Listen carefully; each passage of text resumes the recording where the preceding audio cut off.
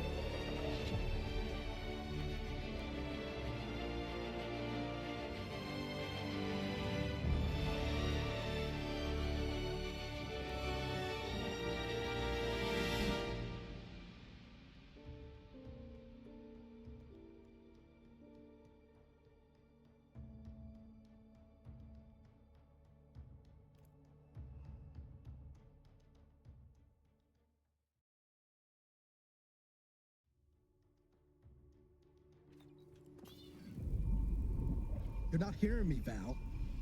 They were out there for almost 10 years. You know what usually happens to someone left in suspended animation that long.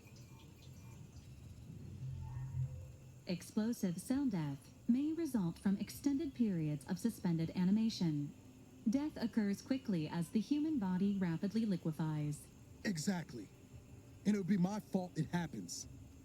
Oh, I never should have stopped looking. I can't face the commander right now, not like this. I'll be in the cockpit.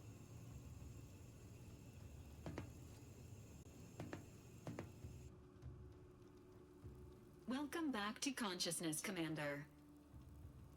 Please accept your back pay for the previous mission. It has been prorated according to the mission's failure and your unapproved 3,468-day sabbatical.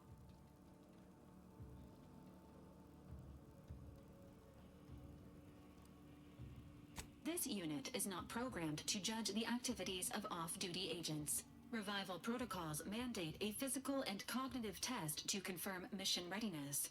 This is to ensure no unexpected changes have occurred regarding your abilities, Commander.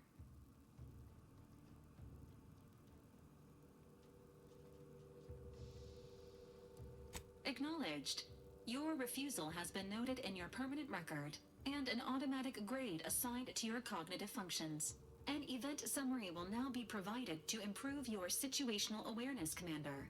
If you feel yourself beginning to liquefy at any point, please notify this unit immediately. Following an aggressive merger between Anti-Cleo's and Spacer's Choice, the new corporate entity known as Auntie's Choice invaded Arcadia.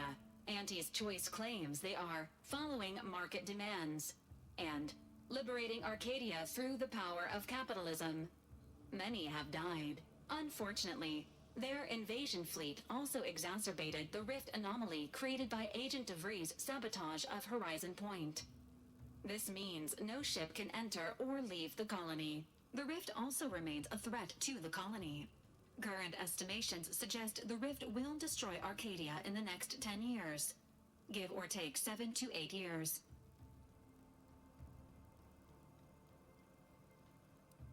Correct. At some point in the next decade, the rift will result in the complete annihilation of all life in Arcadia. But currently, it is a low to medium priority concern. Agent Ibarra has expressed far more confusion and alarm about Agent DeVries' latest actions. Agent DeVries did indeed survive Horizon Point. This was confirmed when she brought down the old Earth Directorate surveillance satellite earlier this month. The satellite had been gathering information since before your mission.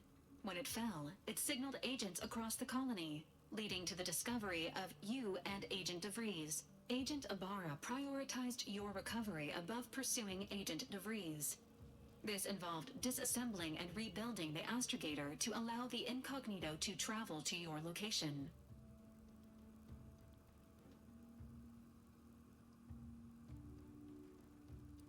It is inadvisable. However, Agent Ibarra has had many years to teach himself new skills, though he has not shown the same aptitude in soap making, hydroponics, or cooking. This unit has also observed a marked improvement in Agent Ibarra's hygiene regimen since the satellite was brought down. He is shaving again, and routinely changes his clothing. Final update.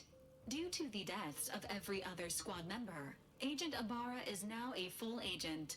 He is currently in the cockpit. Please extend your congratulations when you see him.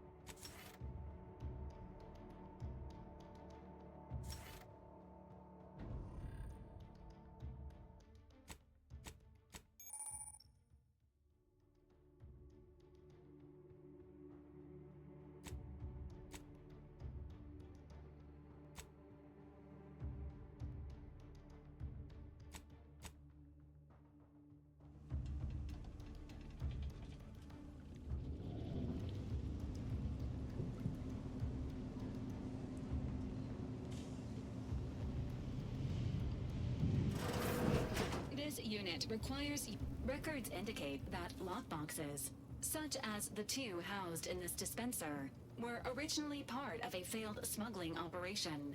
Special lockbox keys are needed to open them. After discovering the first lockbox, Agent Ibarra installed this dispenser to house additional lockboxes, which may be located throughout the colony. Unfortunately, due to a jam, the dispenser is currently inoperable. Agent Ibarra deprioritized its repair in order to focus on rescuing you, Commander.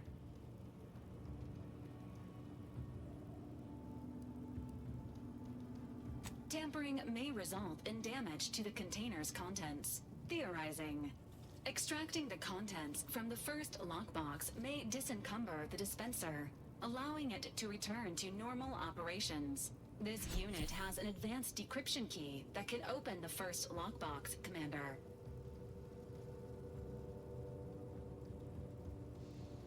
Agent Ibarra updated this unit's security protocols following an incident of minor exposure.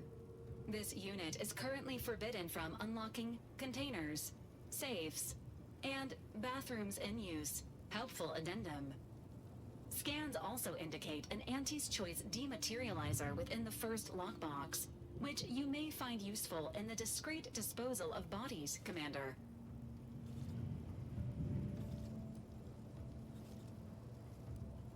An Earth Directorate agent prepares for all eventualities, including but not limited to unpremeditated murder. Additionally, the second lockbox's contents may contain parts to upgrade your Valerie unit. Upgrades are recommended to improve your experience of Valerie. Please do not attempt physical intimacy with your Valerie unit. This unit may suffer occasional wear and tear in the course of performing its operations. Routine maintenance is required.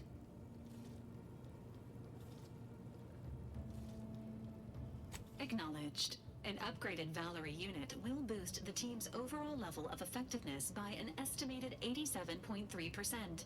Please be on the lookout for any additional lockboxes, which may be stored here for your convenience.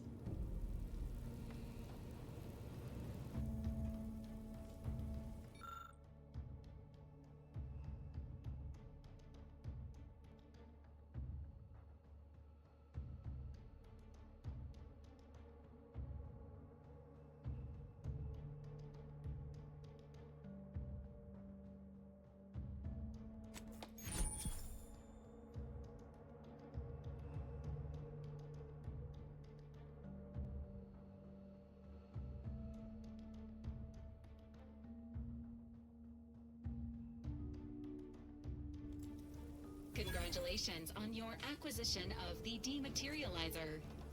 The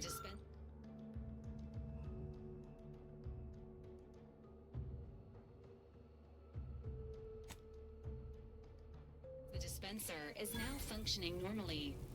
Your ability to conceal homicides has also been increased by 85.9%.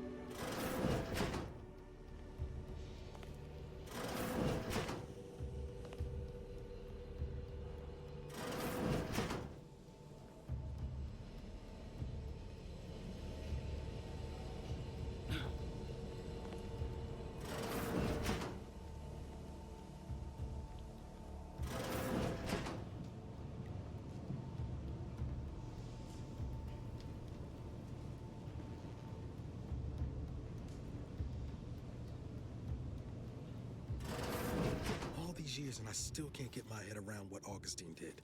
Sacrificing her whole team. And for what? What did our blood pay for? Oh, Commander. Thought you were Val. Glad to see you up and ambling about. And not, human stew. Seems so. Better luck next time, I guess. You know, when I first learned some of the escape pods made it away from the station, I'd hoped.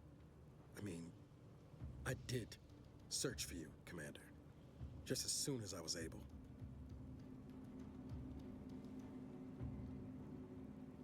Might be you're giving me more grace than I deserve, but either way, thank you. So then, I gather Val's described our state of affairs? Confirmed. The commander has received a full briefing on the following topics: the invasion of Arcadia, the Rift, and Agent DeVries' survival. DeVries. Would have been better if she joined the dead. I figured she'd done just that until I got the alert that she brought down the Earth Directorate satellite. If she's of a mind to, she could use the information on that thing to destabilize the Rift and destroy Arcadia. She was one of us, Commander. It's our responsibility to stop her.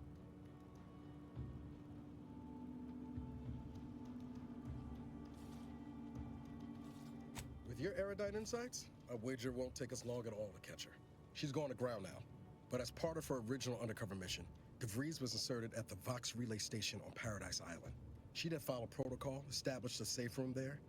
Wager that's where we'll find clues as to her present plans and whereabouts.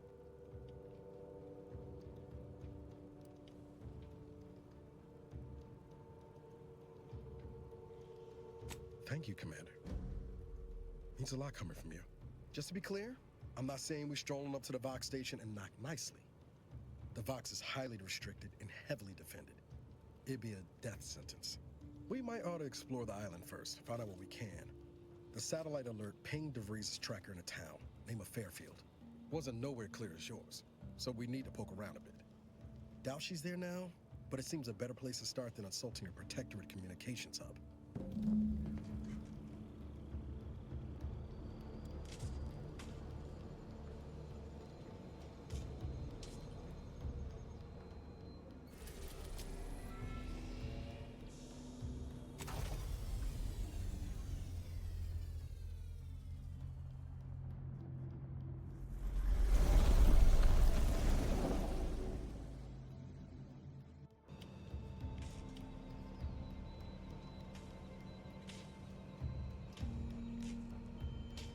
Ought to bring Val with us when we leave.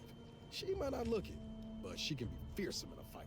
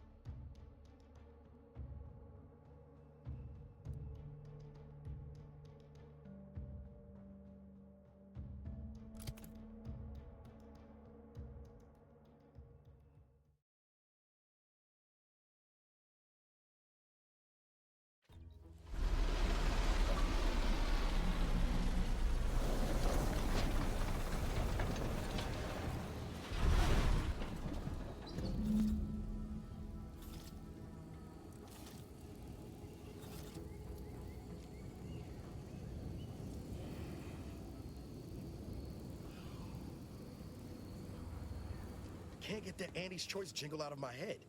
Hey, if I start humming it, you do what you gotta. Anyway, need something, Commander?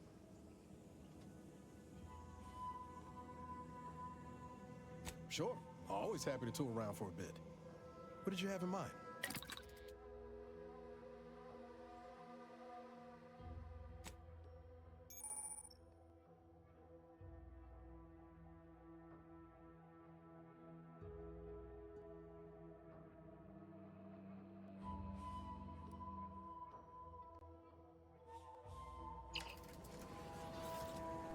Being this close to DeVries, feels like we're finally on track to set the universe aright.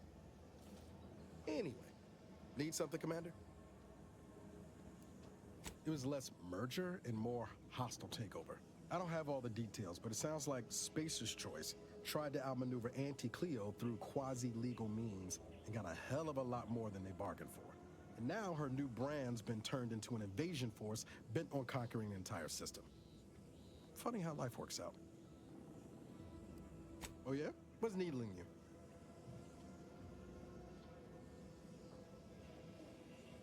Fair point. Guess Horizon Point didn't exactly foster a lasting fellowship, did it?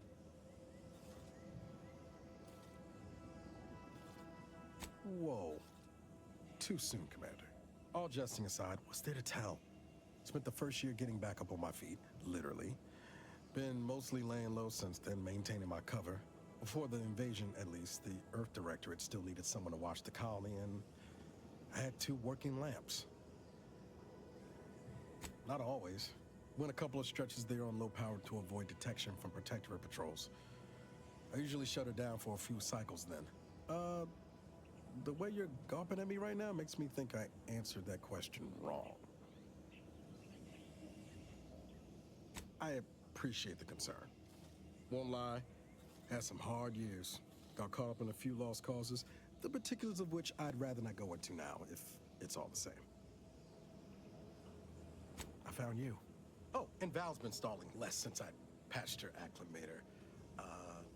Ship doesn't smell anymore. That's about it. Spratwurst. I was trying to teach myself some new skills on the galley. Val got it into her hardware. I needed a hobby.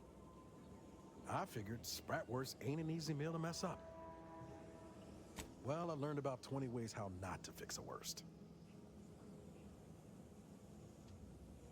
Like most colonies, good people being ground down from above. A lot of fancy talk from suits about streamlining and quarterly earnings while them on the line barely scrape by. Triangulum's known for churning out freighters, and shipbuilding ain't exactly known for being clean, safe work neither. Especially when corners get cut. Can't remember a time I didn't end the day all banged up, filthy, and smelling like I just crawled out of an exhaust port.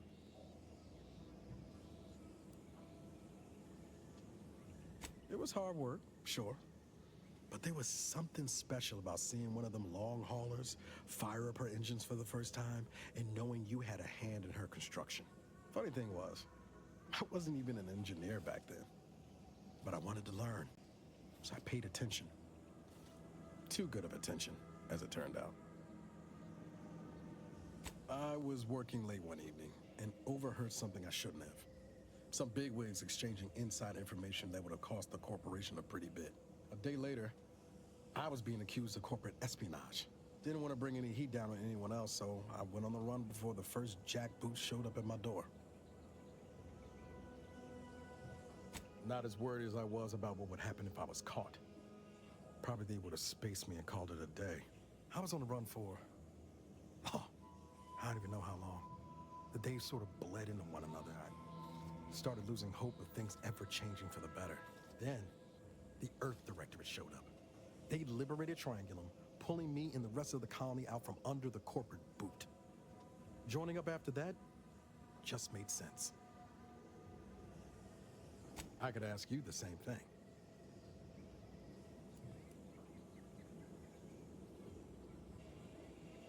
Sometimes I wonder what would have happened if I'd gone back to my old life instead of becoming an agent. Stayed on Triangulum, become an engineer or something near to it. I knew joining up with the Earth Director wasn't going to be a life of low turbulence, but at least it'd have dignity and purpose to it.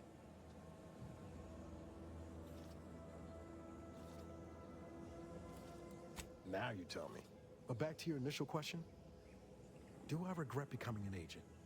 Yeah, some days. But then there's days like the one when I found you, and well, not much to regret there. Only thing I know for sure is my opinion today is colored by more than just the rosy tint of a low-run kid looking up at the stars. Life's not fair, but it keeps on.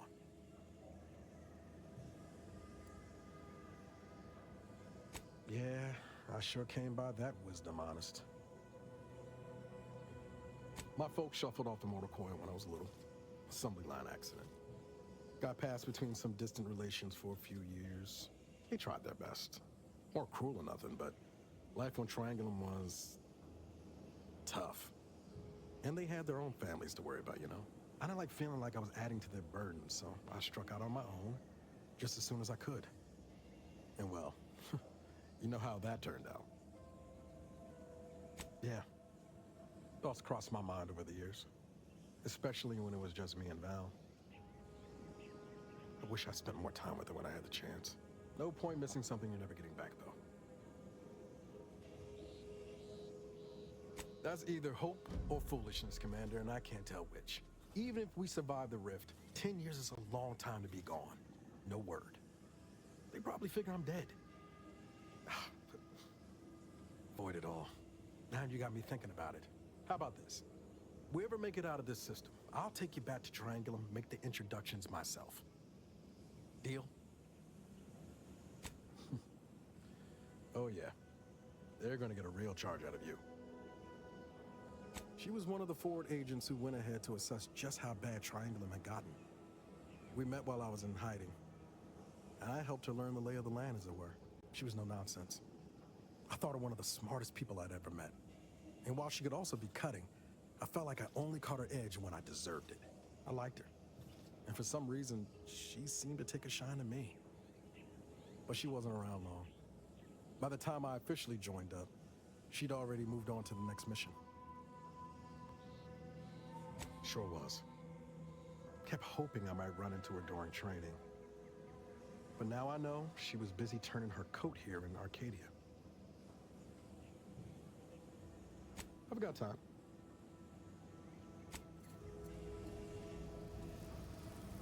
Initializing socialization.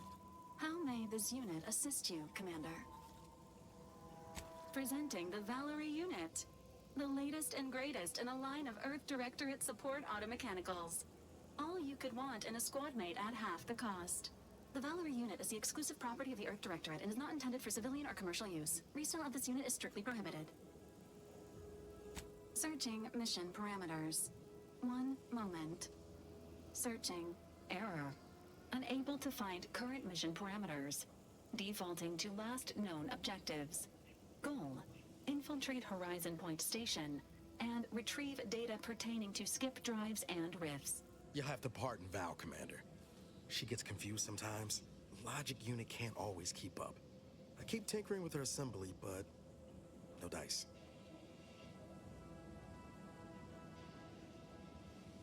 Mighty kind of you to say. Just wish I could do more. But I suppose age comes for us all in the end. Do you have any other queries, Commander? Attempting to ride this unit in order to replicate the experience of flight is strongly discouraged. This unit can support up to 100 pounds of weight while still remaining airborne, and is not ideal for body transportation or disposal. Do you have any other queries, Commander? Vitality augmentation, logistics evaluation, reconnaissance, and information extraction unit. This unit was first deployed on a mission to Redacted more than 10 years ago and was primarily credited for that operation's success. Other highlights include the triumph at Redacted, the rescue of Redacted, and the first successful execution of the Stanfield maneuver in zero gravity.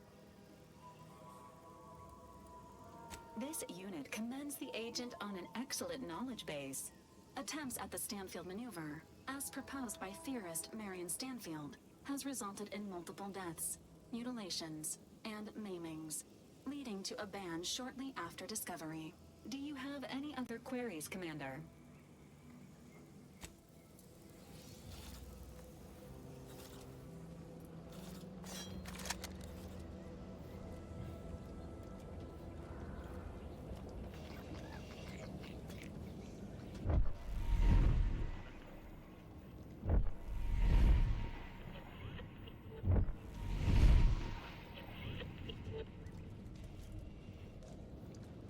See that thing in the sky there?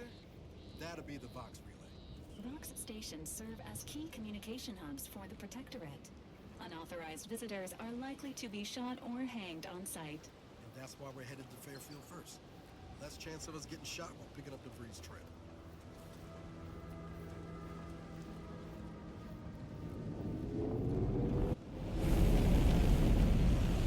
Doesn't sound good.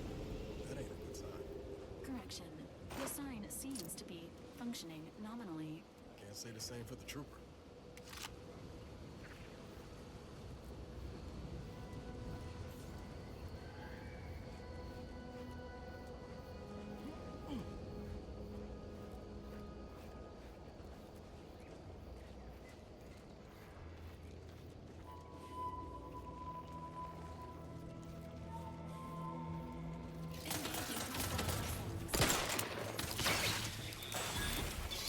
Standing by.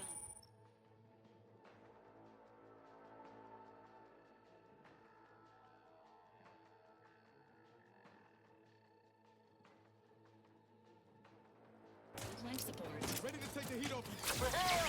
Freeze holes ahead! Hey, got a distraction for you!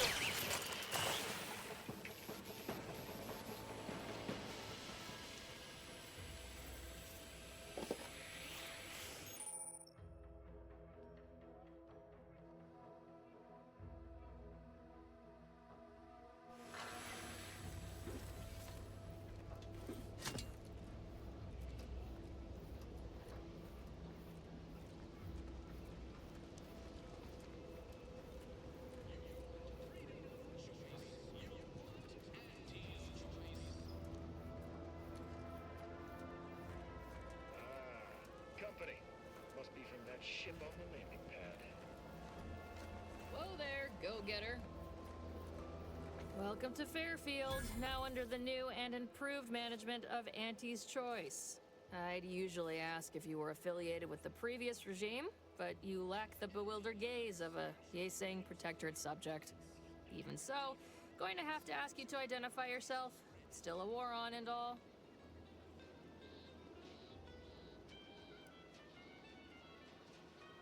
Huh.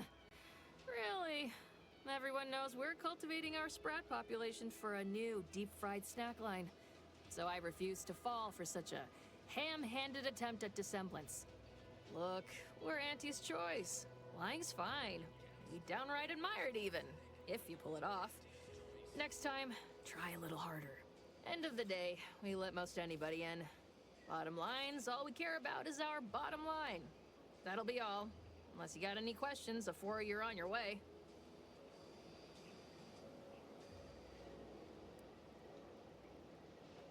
On the way from the landing pad? Had a convoy out that way. They're overdue. See any sign of them? Damnation. I had a friend on that detail. He always carried this, keepsake. You didn't happen to find it, did you?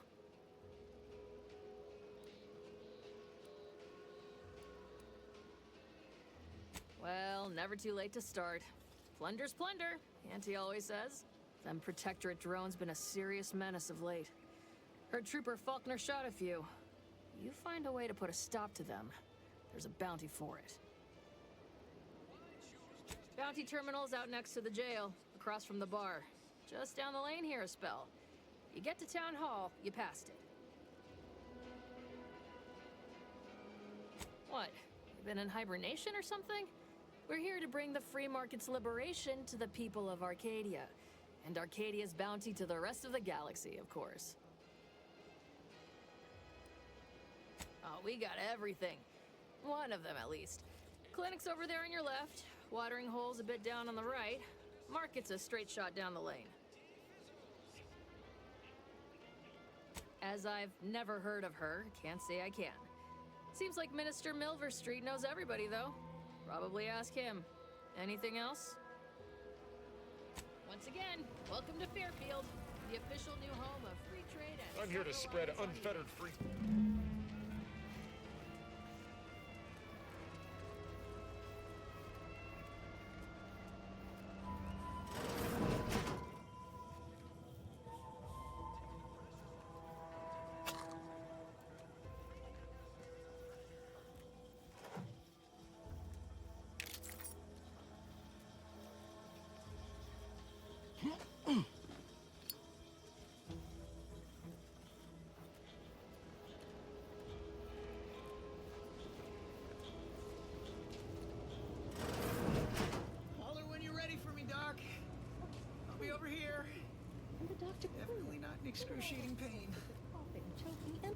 According to Unterten's, blood and bile are covered under our standard sanitation laws. All other bodily excretions may incur an additional surcharge.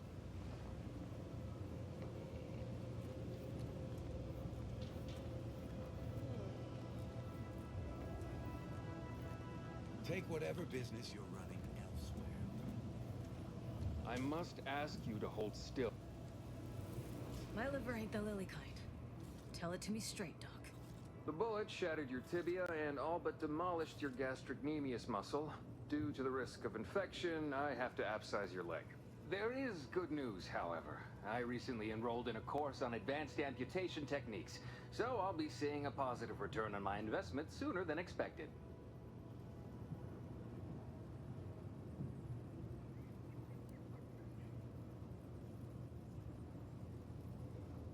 Excuse me, I'm in the middle of a private consultation. Say, how sore are my pockets gonna be after all this, Doc? Don't suppose there's a discount for only taking a portion of the leg? I'm not running a charity. If you desire full treatment, you'll pay full cost. If that's a problem, seek compensation from your commanding officer. A kind, if naive offer. Unless you have thousands of bits to burn, any amount you could provide would be a drop in the tank at best. My services do not come cheaply. This is a mighty big decision, Doc. Can I have a moment to noodle on it? I don't encourage delays, but very well. It'll take a few minutes for me to warm up the saw anyway.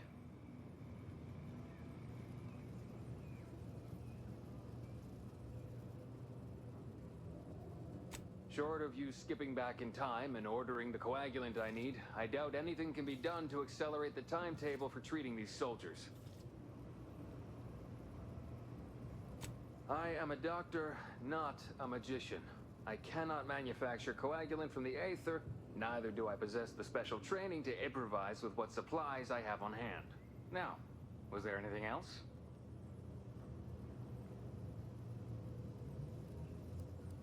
Some. Most still tout the all-healing nature of protectorate medicine. But despite that, they're surprisingly amenable to accepting treatment. They ain't grown up with the right to dissent. Probably wouldn't even occur to them to turn down poison if you told them to take it. Good thing I don't prescribe poison then. Normally. In truth, I expected more resistance given the sudden transition. But I'm not one to complain of a headache I don't have.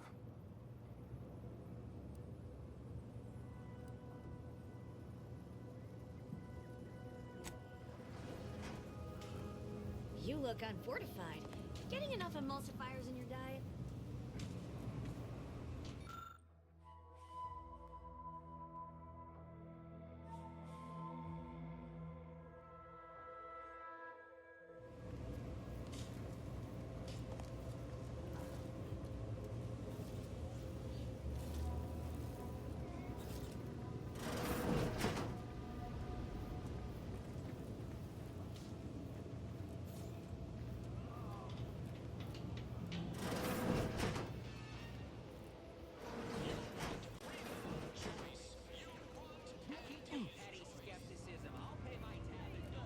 I see a huge opportunity. Welcome to the name-pending saloon, purveyor of spirits and stimuli. What'll it be, stranger? Why, sure. You'd be surprised how much loose talk and idle speculation occurs around here. What, between them protectorate defectors, finally able to speak their minds, and all our off-duty Antes employees carping about work and the war? Any particular topic you have in mind? Oh, Minister Milverstreet's blessed with the gift of gab. Swear he could sell bypass shunts to a Raptidon. Ain't one of them falsely magniloquent types, though. Sincere fella. Shares command of Fairfield with Acquisitions Officer Carr. She's blunt and murderous. Two traits Antes Choice highly prizes in a commander of corporate forces. To say they have differing approaches to leadership is like saying, gee, suns are hot, whilst being incinerated in a solar eruption. Vox Station's run by a brigadier by the name of Montelli. Sounds like he's as much a danger to his own troops as ours. Real piece of work, even by Protectorate standards. Reportedly enamored of show trials and summary executions. Tell you one thing you can't avoid, the bridge. No other way around it, and at present, it's held by Protectorate forces. We have a small contingent of troops bivouacked nearby. Forward Operating Base, they call it.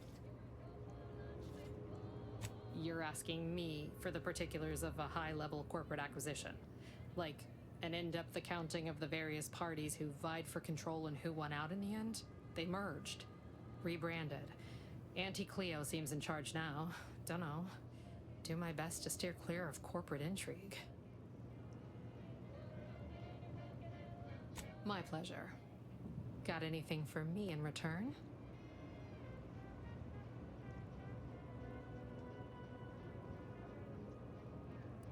Of course I know that. We all do.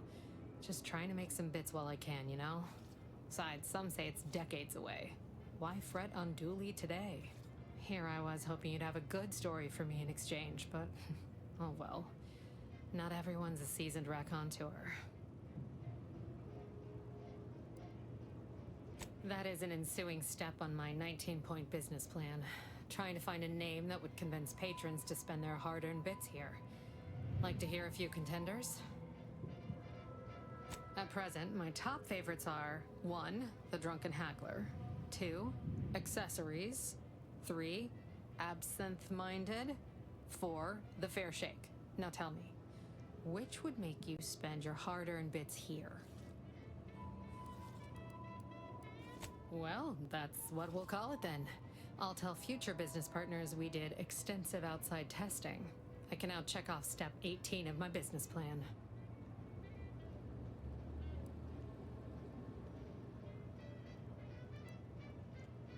Shh, not so loud. Look, operating a new location sure ain't easy. Swear I get blamed for anything going wrong, whether it's my fault or some foul up from the local head office. But the nice thing about Fairfield, if you sound like you got some know-how, people believe just about any bit of hooey or bunkum you declare.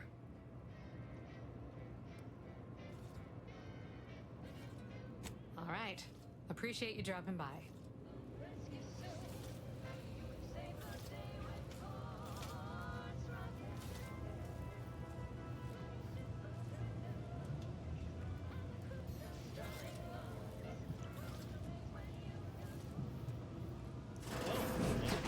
Copious direct. Time for another performance review already. Apologies, I'm still applying the required elbow grease to scour these surfaces, just like a novice facility sanitizer should.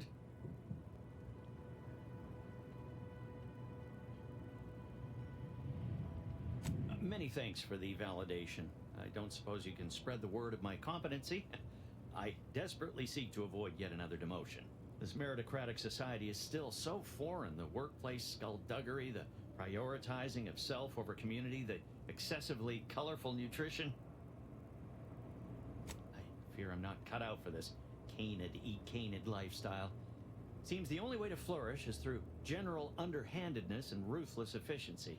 Never picked up those skills in my 50 years as Fairfield's drone operator. Pity they didn't keep me on there. I was quite skilled at it.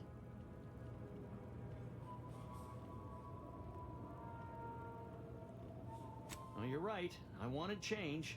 Whole reason I left the Protectorate in the first place. No sense complaining about the means now.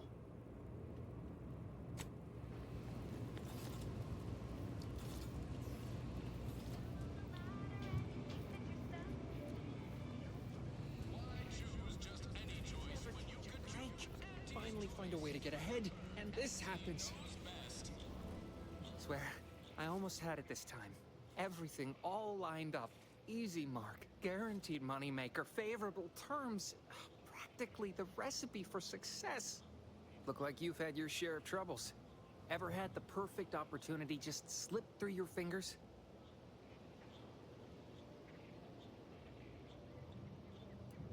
Well, you caught that, huh? Perceptive sort. I'm having what some would call an existential crisis here, meaning the success of my existence is presently hanging in the balance. I had just the thing to get me a fast-track promotion to lower middle management. Now you seem like someone who knows a good deal and wouldn't be adverse to helping me out. It's like this. I agreed to meet with a business associate to finalize a deal, but the location got set for Spire Grove. Problem is, you been outside of Fairfield? The funicular to Spire Grove broke recently, so I got no way to get up there. I'd break my neck scaling that cliff for sure. There's a long way around, but it's not for me. Why, the path there might be lousy with raptidons for all I know. It wasn't before, but mayhap they were just lulling me into a false sense of complacency so they can strike. While exploring facilities to the north, my partner unearthed a heretofore unexploited advanced protectorate technology. Couldn't or wouldn't go into details, but he promised every household would want one, that it'd revolutionize the daily life of Auntie's Choice citizens. Typical research type, focused on all the wrong things. Not particularly motivated by competition or social advancement. Strange bird. Pitched him the dumbest deal I could think of. Told him I'd trade him my entire tossball card collection for schematics or a prototype. Said sure. Complete rube. Didn't even ask about condition. My Kelvin Tran rookie card isn't even ultra fine. Got a piece of nicotine chewing gum stuck to it.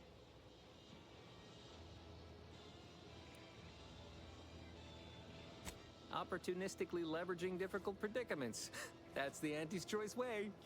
I have a few bits I can offer you. Not much, but if it turns out a roaring success like it ought to, and I get a fat promotion, I promise I'll see you're taken care of later. Splendid. Go parlay with Jackson Plum up at Spire Grove. It's some kind of agricultural harvesting encampment southwest of here, near a mess of them rocky spires. He'll provide the agreed-upon schematics. Well, the broke-down funicular is due west of here. Dexterous-looking so-and-so like yourself could probably scarp her up it in a jiffy. From there, it's just up the hill a smidge. So close, but so far away. At least for me, anyhow. Truth is, haven't the slightest. You know the Protectorate have all the most advanced technology, though. Probably something straight out of an Aetherwave serial. Edible spacesuits, N-ray specs, matter translocation. It could be anything. If Jackson's all fired up about it, it'll be beyond comprehension, I'm sure. All right, then. Don't let me keep you. Send an ointment away.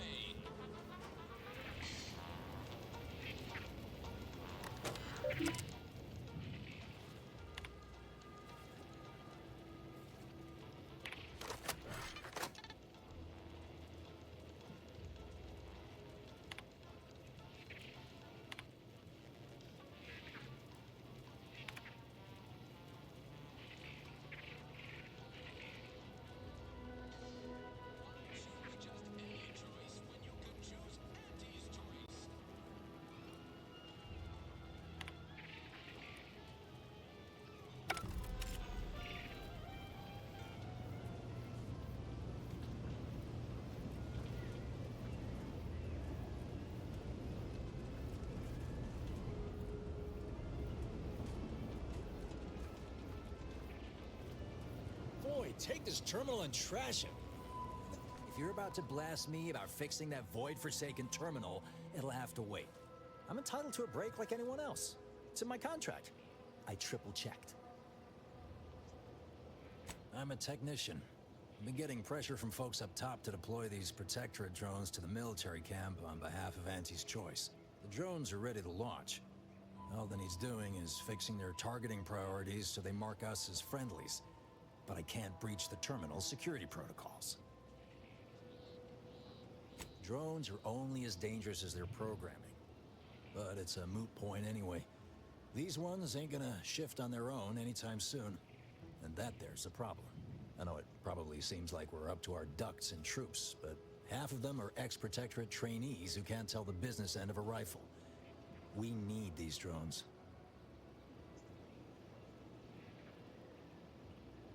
Guessing that means you're flat out of ideas? Figures. Not that I need the help of some Protectorate townie, understand, but...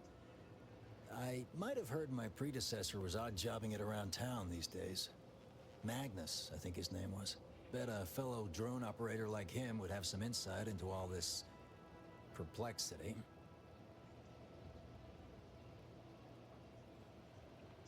What? Oh, yeah. Must have gotten jammed in there prior to the liberation. Truth be told, I'd forgotten about it. What with all the trouble this terminal's been giving me. If I can get these drones launched, you're welcome to help yourself to it.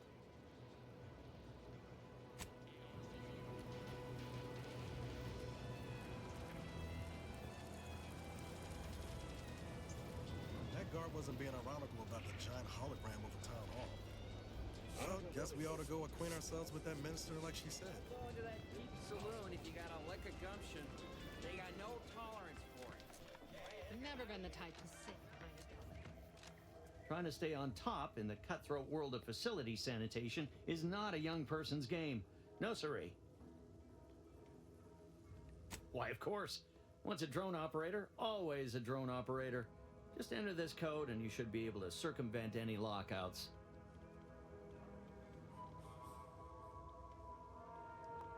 Thank you for making me feel like a vital cog in the system again.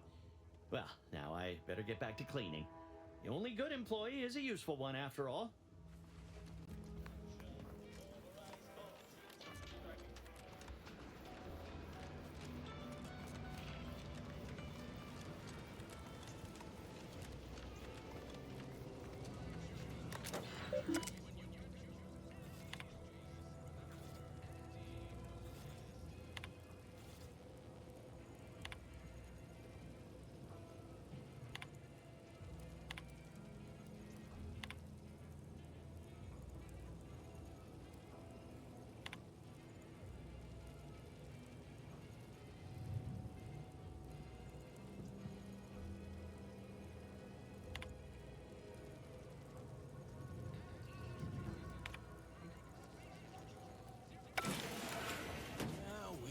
Look at him go. Kara's gonna be pleased having them added to the arsenal. Drones launched and no one dead. I'd say this calls for a celebratory smoke.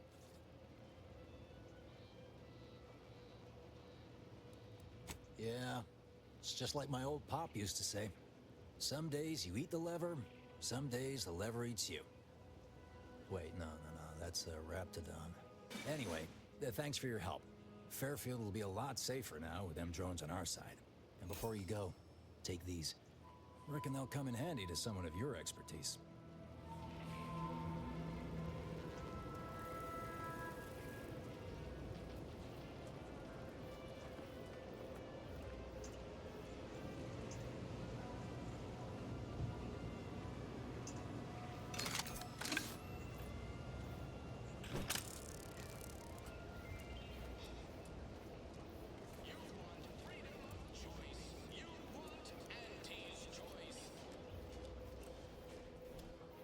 Peddle your wares elsewhere.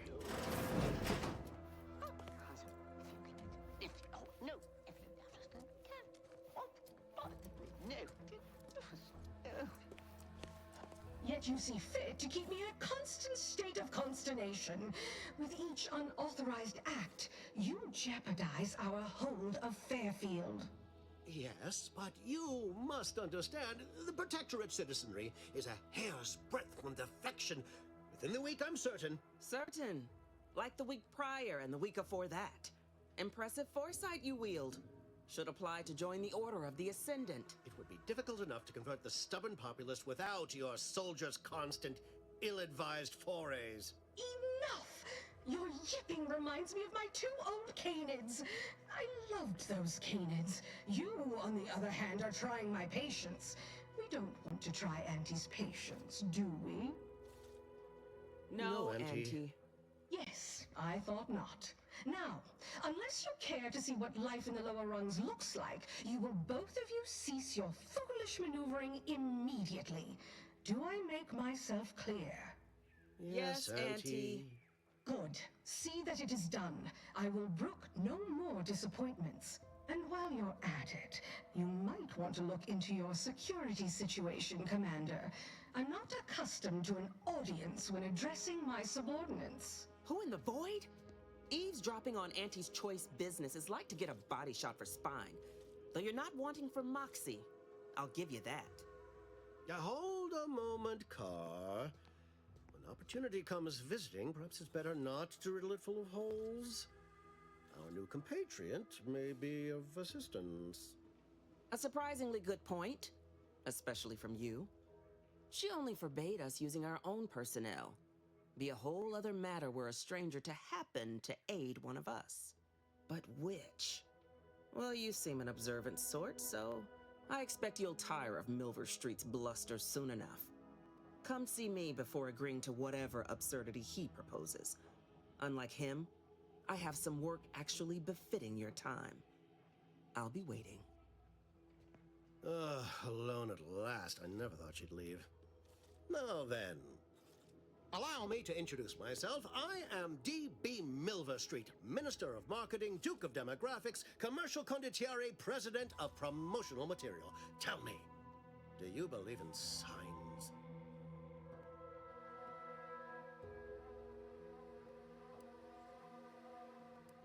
I sell to the gullible and impressionable. You, however, seem a mite too clever to buy what I'm peddling.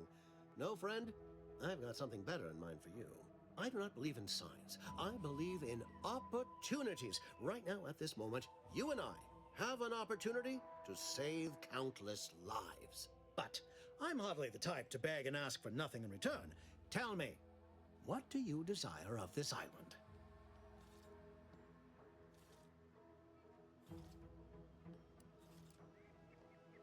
With that hat? Absolutely not. Is this a bad time to mention I can read lips? Ambitious, aren't we? Easily the best protected location on Paradise Island. Hardly a place for a stroll. But if you assist me, I promise to get you inside. Better yet, helping me shall result in our saving dozens, no, hundreds of lives. Your conscience shall be renewed.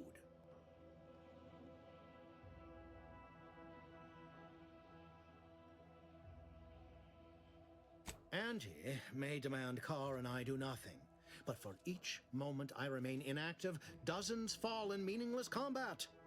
I seek a persuasive method of alleviating this conflict. The Protectorate utilizes a procedure known as mental refreshment to ease the temperament of wayward subjects. The Ministry of Accuracy contains vital information about the process and where it is performed. This is the prize I seek. I previously sent a grafted soldier, Trooper Sealong, to retrieve said information, but I have not heard from her in some time. Consequently, I must presume the worst.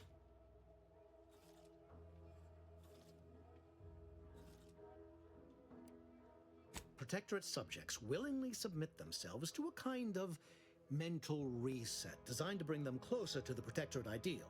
But I have reason to believe that their system is less rigid than Protectorate leadership would claim. It's ripe for exploitation. Is there a more beautiful phrase? Grafted soldiers were the subjects of the Enhanced Soldier Program, so named as its intent was to utilize nature to enhance a soldier's natural talents. Unfortunately, the program resulted in many casualties, and what few successes we had were, literally short-lived. I've some faint recollections of the fuzz beneath my hat. Perhaps I saw such a name amidst my perusal of the Protectorate domicile assignment records. The record room is in this building. You have my permission to peruse at your leisure. Yes, one additional word of warning. The good Commander Carr shall not take kindly to your working with me, though that is a bridge most worth burning in my estimate.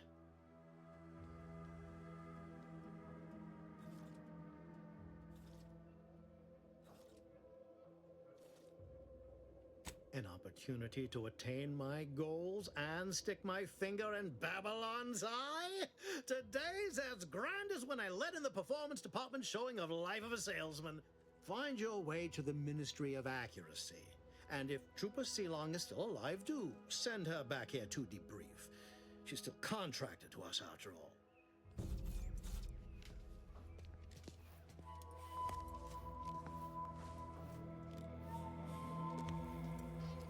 Watch out for that Auntie Cleo. I know she don't look it, but she's more dangerous than she seems. Well, if it ain't DB Milver Street's newest sycophant. I'm Officer Babylon Carr, and you can consider that introduction the start and end of our personable relationship. If you'd spoken with me like I suggested, mayhaps the two of us could bandy words, but you didn't. And taking sides with Milver Street means I got no use for you.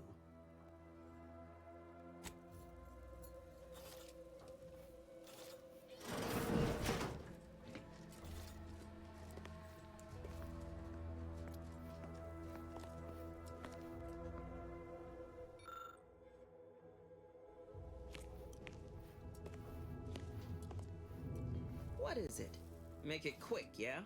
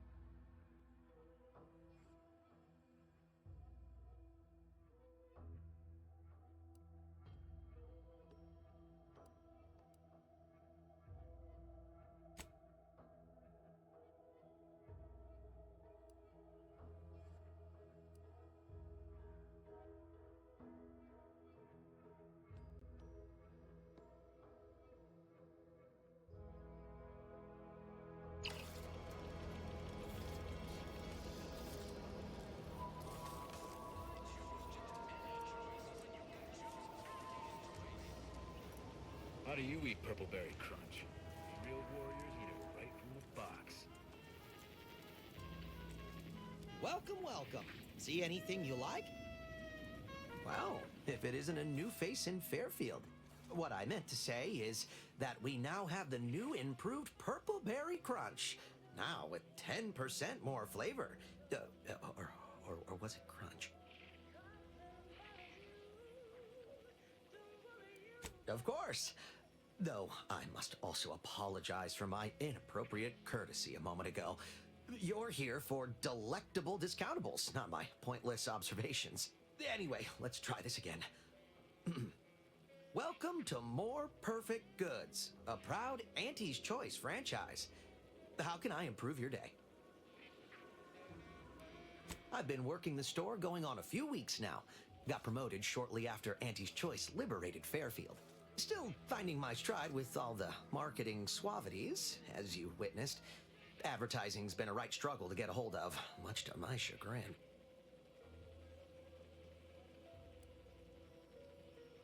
Took Auntie's aptitude and attitude test, like everyone else in town. Scored high in personability, and something called numerical dexterity. Think it means I count good. Now here I am, manager of the best little discount house in all of Paradise Island. Still boggles the gray matter.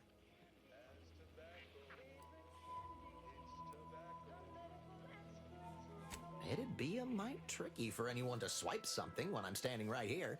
Nothing gets past these peepers. Like they say, a bit spent today is a bullet fired tomorrow.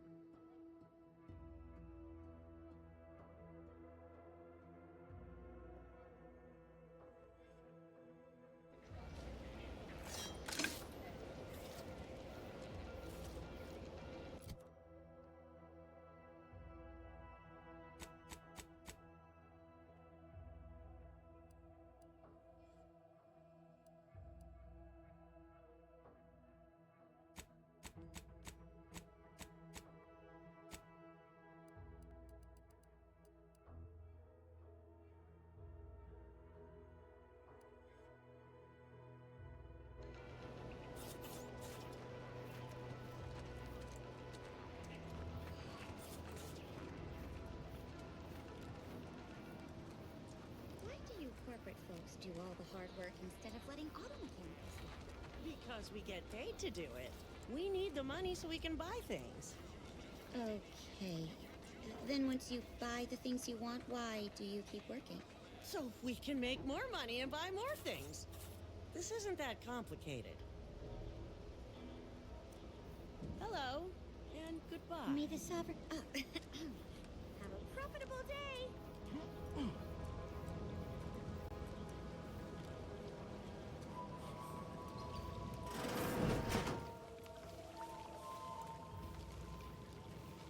I'm simply not cred. I'd welcome you, would-be consumer, but we are not a retail operation. Please visit the various consumer locations around Fairfield for all your purchasing needs.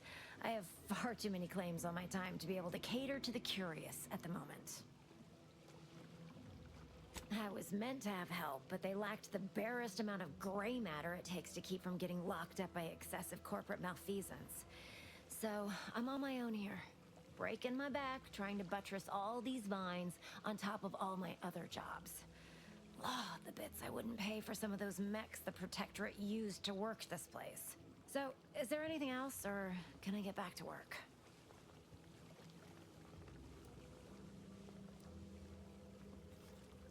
Quite the setup, ain't it? Before we took Fairfield, Auntie's Choice didn't have anything like this. Every kind of plant we've got was made to thrive in a chemical vat. But the Protectorate grows all their greens the old-fashioned way, with water and soil and actual fertilizer. I can't decide if it's adorably quaint or just plain daft. Then again, they all only have one job, so they have the time to indulge in all those sorts of archaic whimsies. Damn lucky Crabble copulators. Research mostly, some wholesale, and as the base for some small batch, highly exclusive, limited edition retail runs. Though I expect word any day that the big brains in R&D will have tweaked and twisted these plants so they're better than nature. Then we push the new product on the market. And my contract says I get 0.003427% of net after development, testing, packaging, advertising, and distribution costs. So you know, this is a pretty big deal for me.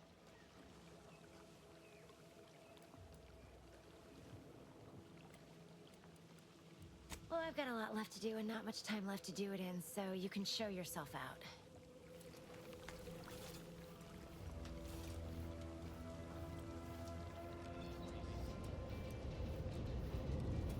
What's all this talk I'm always hearing about middle and lower management?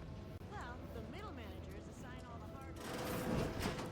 Pass that work on down to the bottom rung.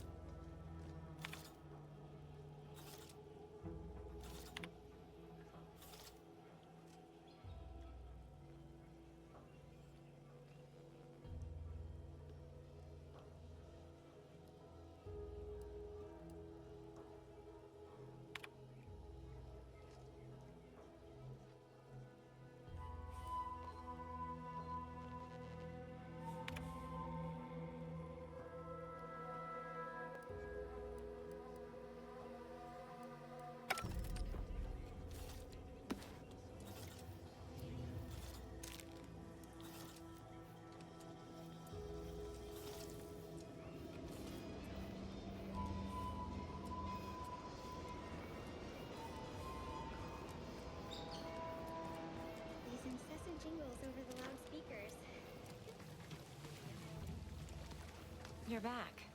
Why? You read my terminal? How embarrassing. The compliance adjusters broke the door lock when they arrested my predecessor, and I haven't gotten around to fixing it yet. Not that I thought anyone had come snooping. I'd made careful arrangements to tie up everyone's loose ends. Everyone except you, it seems. So, why are you so interested in my other work? You're not part of compliance. Huh. Assertive, ambitious, and aggressively self-deterministic? A go-getter who's not afraid of getting into the muck if there might be profit in it? You know, I've been looking for some backfills with the kind of cleverness usually only found on the seedy lower decks of the claim. Feel like making a few bits? I'm part of Sub Rosa. We're a group of merchants, information brokers, and commodity traders who deal outside the systems most folk are confined by.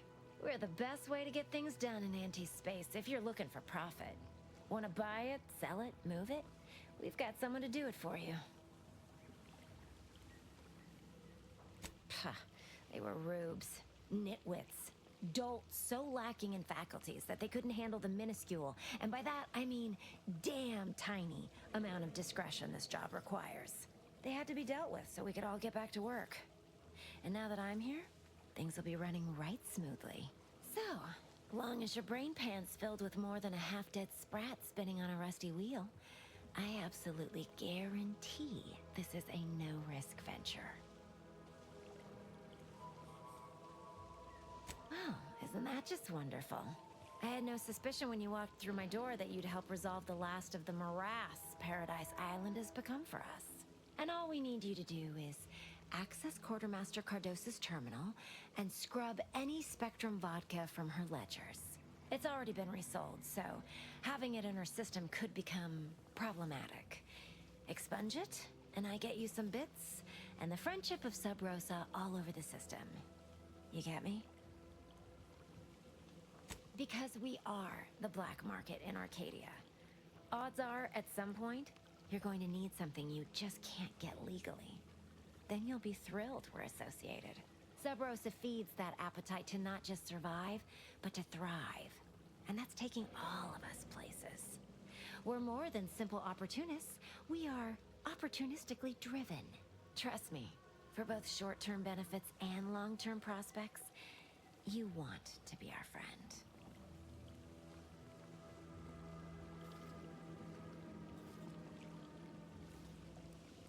And I'll be waiting here with your bits.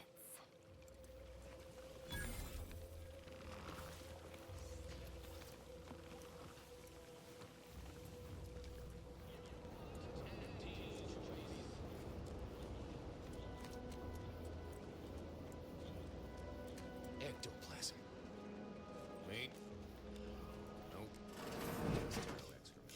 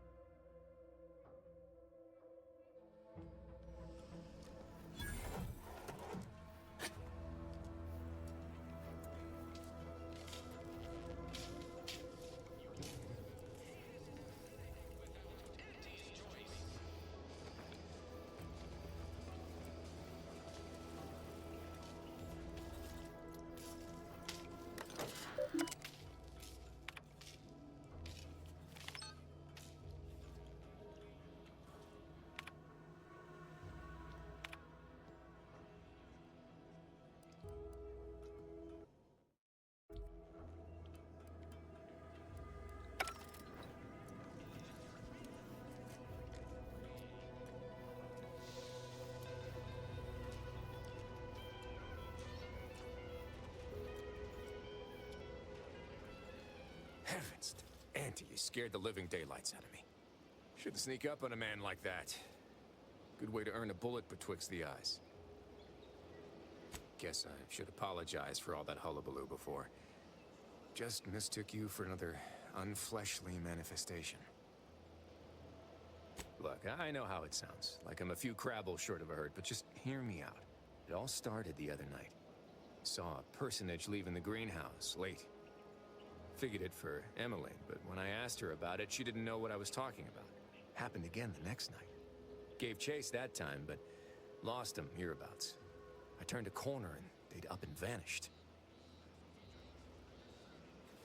I've knocked on doors, peeped a few windows, respectfully, mind you. And I ain't spied anything more exciting than a chair. But then, a being of pure information probably wouldn't linger on this plane any longer than necessary. Too tiresome, be my guess. Well, maybe. I still don't know all the particulars yet. But it's one theory. Right? It's all gotta go somewhere after we cash in our bits. Who's to say some of that matter don't stick around in one form or another?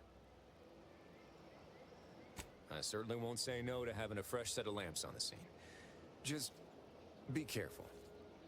Hate to see you disappeared like that foodstuffs.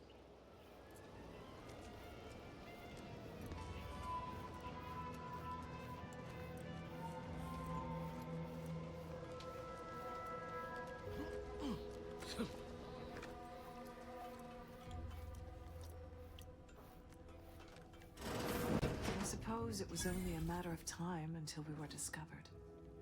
Though what an odd thing to die for. Apples.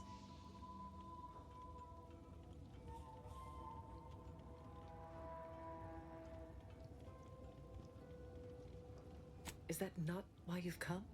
Because you discovered our recent larceny at the greenhouse? The greenhouse's stolen bounty offered a healthy alternative to gorging ourselves on that vending machine poison. Alas, I was spotted on one or two forays.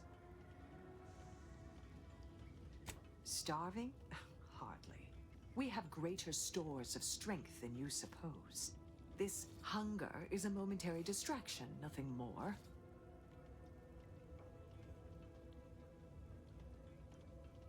If you are conniving for some concession of weakness, you will be a long time waiting.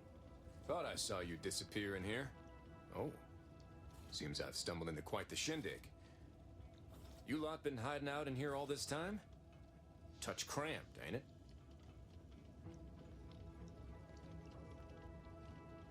Please, stay. It would please me to end the lives of 2 invaders as opposed to 1. Not very copacetic, are you folks? If this exchange is not to your liking, I can accommodate you with a bullet instead.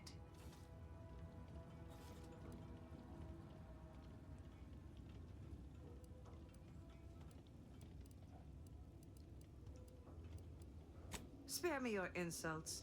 They mean less than nothing coming from the mouth of a corporate pet.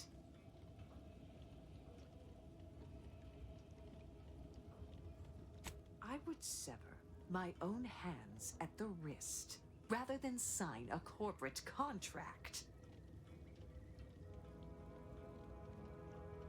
A generous offer, but we prefer to die in the service of the Sovereign. This was always going to end in blood.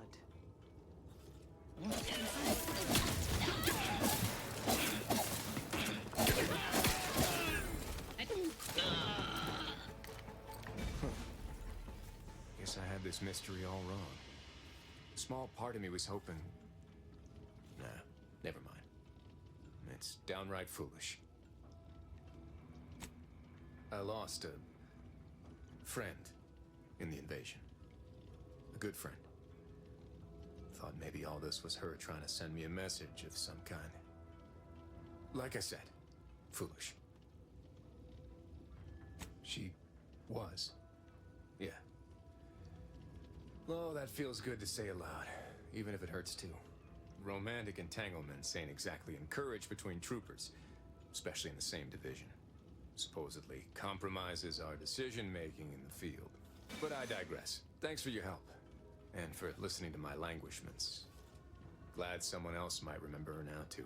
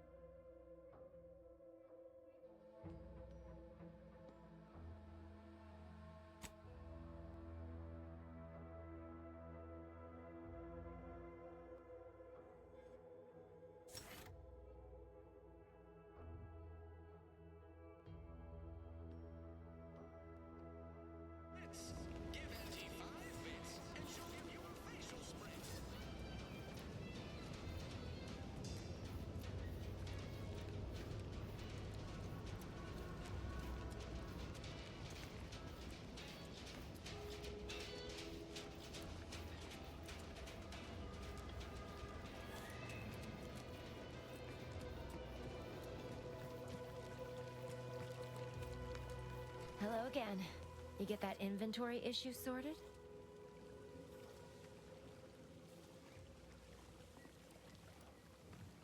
Good.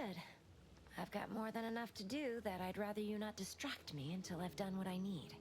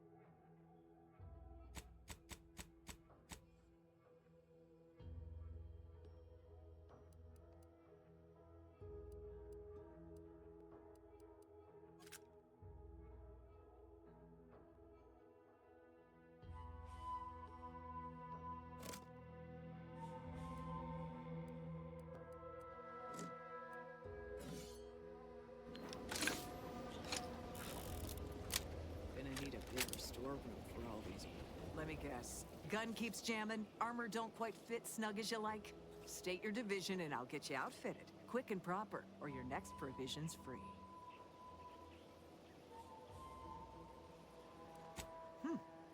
Astounded the minister hasn't yet converted you to our cause. But in the meantime, I'll trade you my own bona fides for jotting down your name. All bits spend the same to me. As Chief Replenishment Officer, it's my privileged duty to furnish our brave troops with all of their wartime essentials. You could say I put the ration in liberation. Tell me what you need, and I'll do my ample best to supply you. No one here but you, me, and several tons of well-oiled machinery. What's this about?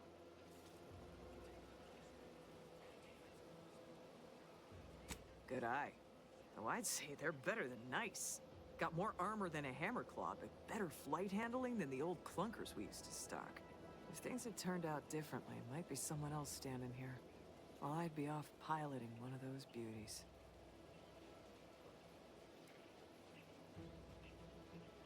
You got your wires crossed. Dropship piloting's one of the safest jobs in Auntie's Choice, according to Auntie's survey on career safety. Ranks high in satisfaction, too. And anyway, I don't recall asking for your opinion, so maybe we best get back to it. Business is always good when a war's on. What do you need this time?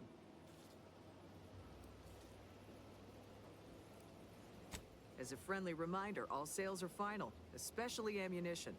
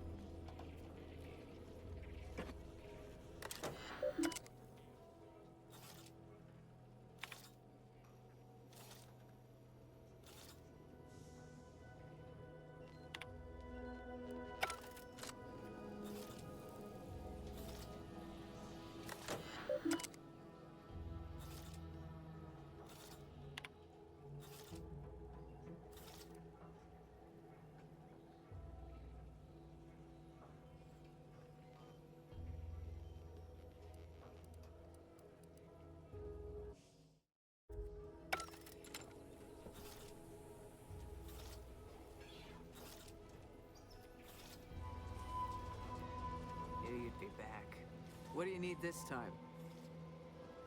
Now, there's an odd request. If you've got queries about my stock, I'm sure I can answer them for you. Wait one rat-gone moment. Did Miss Galloway put you up to this?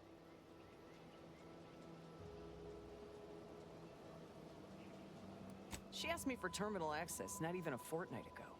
I'd call it coincidence if it didn't feel so much like conspiracy.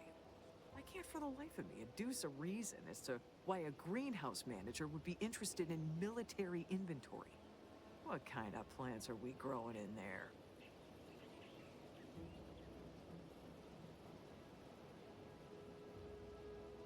All the while, I thought they were growing healthy little comestibles. They were planting the seeds for psychological warfare. Literally. Shows what I know. All right. Ms. Galloway can have access, but only because I believe in not biting the hand that feeds. Or, in this case, grows. Key card to access the terminals, right here on the boxes beside me. Feel free to nab it.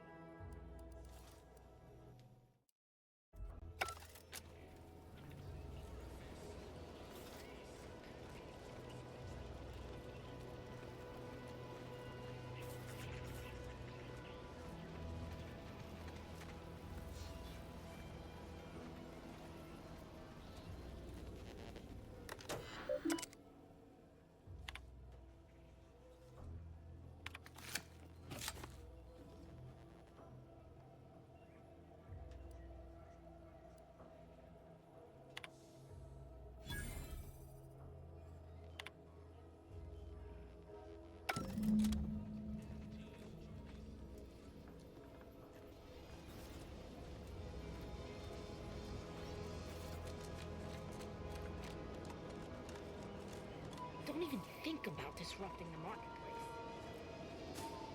If you're not a go-getter, then go away. Go consume like a good consumer. Protectorate folks must have been bored out of their skulls before we showed up.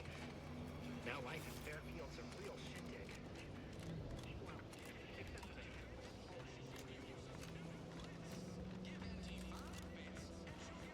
Commander, there is a 98.7% chance that hunting Agent DeVries will require greater amounts of ammunition than you currently possess. Ammunition can be purchased at vending machines or crafted at a workbench using materials like this collection of scrap metal and powder. I can also help you craft items in a pinch when we're out together. Most won't even explode on you.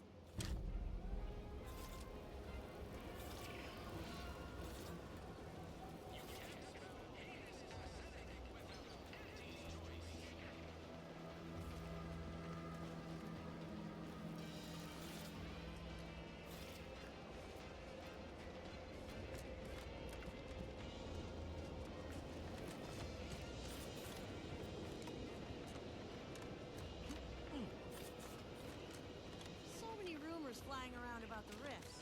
Lab coats can't figure them out. Hello again.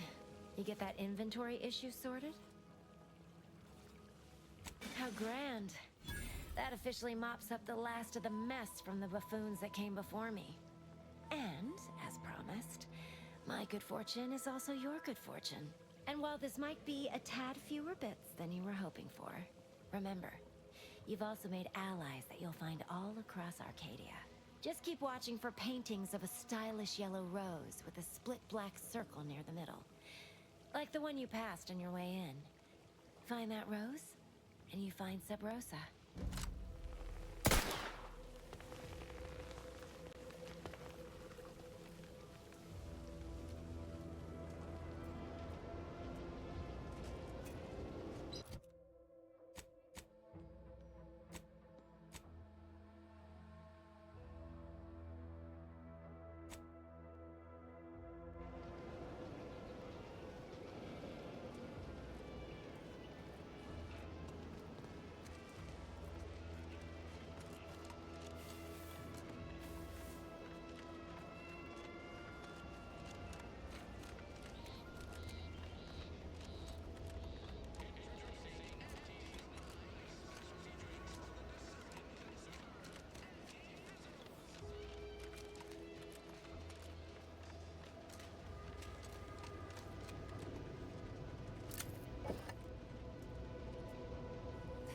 third drone in as many days. Where are the void damn things coming from?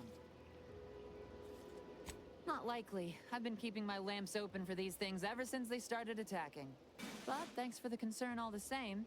Of course, we could have staunched the flow of drones by now if Officer Carr dispatched another patrol, as I requested, but no such luck.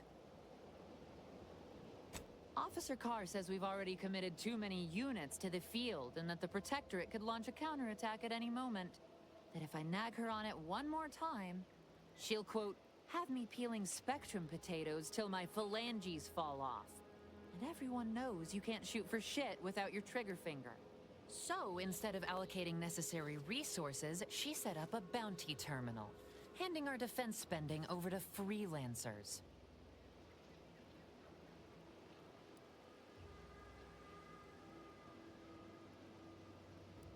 Have to admit, I like your conviction, stranger. Maybe a bounty terminal isn't all bad, as long as folk like you are out there earning an honest bit. Go out there and do what I can't. Show that bounty terminal and those Protectorate drones why no one fucks with Fairfield.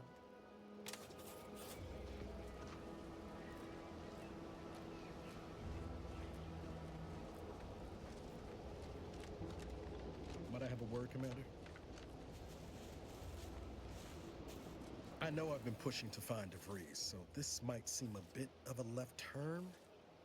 Avoid it. I'm just gonna ask. Got an old friend here on the island. The doctor who patched me up after Horizon Point. Ex-Protectorate, a good man. Tracked in the Westport a short time ago, but never got up the nerve to visit. Reckon we could drop by and pay him a visit. Brief one, of course. Legs bother me a bit, but no more than usual. Anyway, that's not the reason I'm asking the visit. I had some bad years on my own. Now with you here being part of a team, this might sound a mite soppy, but I feel like I could be a proper agent again. That starts with writing accounts. This friend of mine, Zebulon Tran, I let him down. And I've been chewing on that live wire for a while. Too long, maybe. After I recovered from Horizon Point, Zeb and I ran together for a spell, doing what we could to help folks in difficult spots. Fighting Protectorate tyranny in small ways. Too small for Zeb, as it turned out. He was unhappy before I showed up, and after, well, all my Directorate talk fired him up even more. I had my orders. I was to stay low. Couldn't let the Protectorate catch wind of an Earth Directorate agent in its midst. But Zeb, he kept pushing to take more extreme action.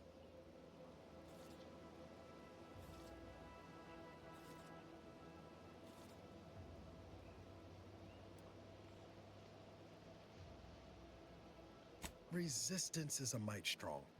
Wasn't like he was part of some greater movement. He avoided speaking out of line, but he was already spinning up discontent by the time we met. We worked hard, but the Protectorate's Arbiters and Sentinels worked harder. Often than not, our help only made targets of the folks whose lives we were trying to improve. Didn't matter what we did. Arcadia was still caught under the Protectorate's boot.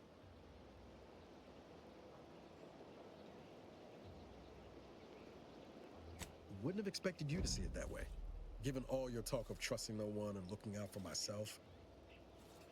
But maybe we've both done some growing since then. Anyway, things weren't good.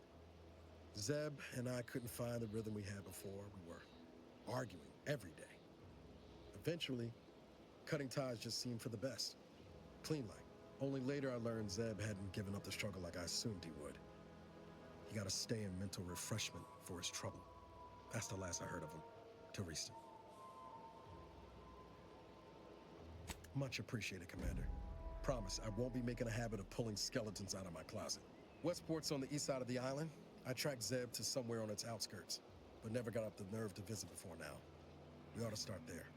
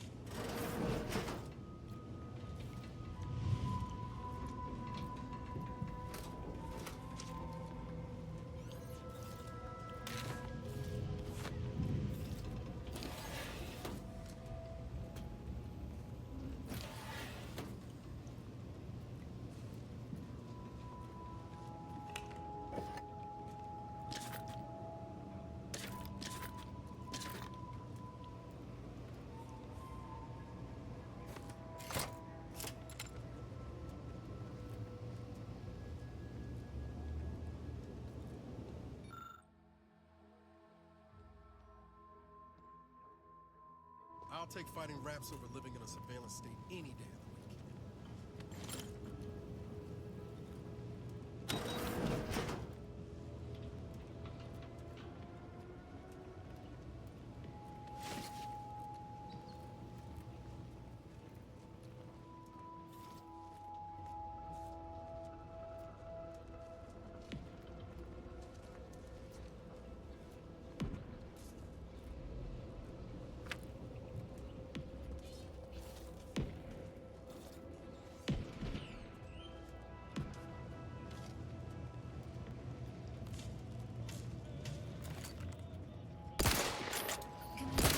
Related activity. This unit is being for the commander's well-being. Let me know when you needed a stretch.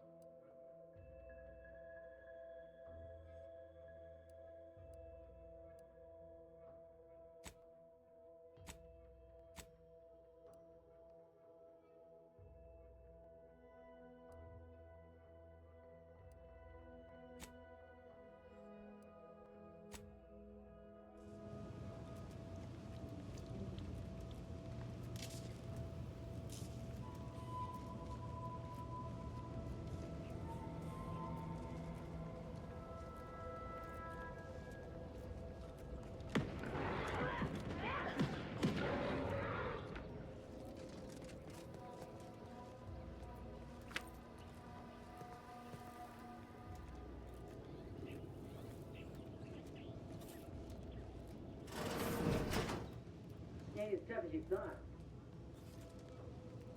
Hey, you! Get over here before you get yourself killed.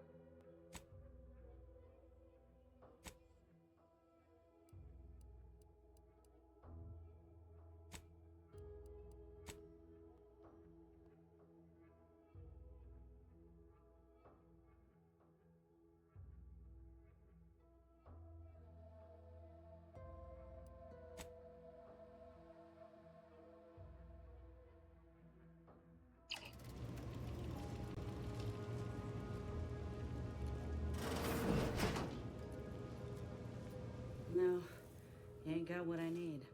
And you can't come stumbling around here looking like prey. These raps ain't had a bite to eat since their pods dropped from the look of it. And a desperate rapt is a dangerous rapt. Yeah? Well, I'm Trooper Ceylon. Inez, former combat medic, Enhanced Soldier Division. Now just a menial troubleshooter who looks to have gotten her job swept out from under her. They're always counting me out.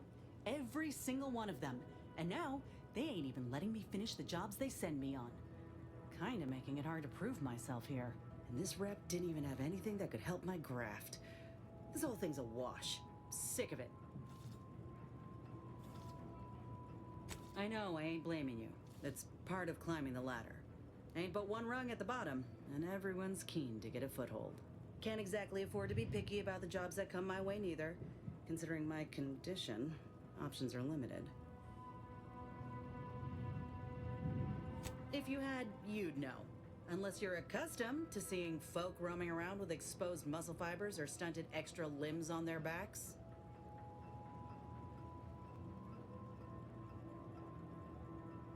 Sorry. Guess I'm just used to folks staring real hard and then steering clear. I'm considered a liability. My graph's all wrong. Most everyone else who got one passed or became permanently incapacitated. So they shuttered the program. It was a total failure. Everyone in Fairfield reckons my time will come soon too. But I'm still mostly upright. For now.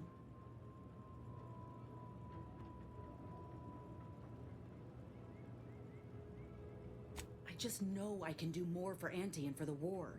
It's just this damn contract. Unless I can amend it so I might fix my graft, proving myself ain't happening anytime soon. Weren't many of us grafted soldiers to begin with. To think I'm one of the lucky ones. No. Enhanced Soldier Division was the fancy public-facing name for the grafting program. And when I say it was shuttered, I mean completely fucking demolished. Bet they'd erase it from the financial records if they could. It was that much of an embarrassment. In the wake of such a failure, it's left us grafted folks with no support.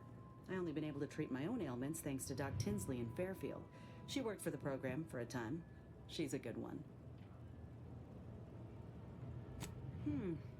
She's bound by contract to work on whatever task Fairfield's illustrious leader set her to. Nothing else. But she also ain't quite got the hang of the employment thing.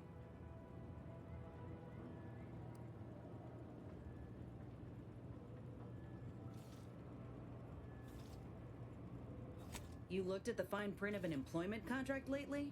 It says any action taken by a worker that could result in impeded work must be approved by the contract holder. Not only would trying to fix my graft impede my work, but it's also financially unviable, unproven, a risky investment. So I'm stuck with a limb that's slowly poisoning me. Could pursue fixing it myself were I out of my contract, but if I attempted to end it, I'd have to waive all employment rights for the next year. It's a non-starter.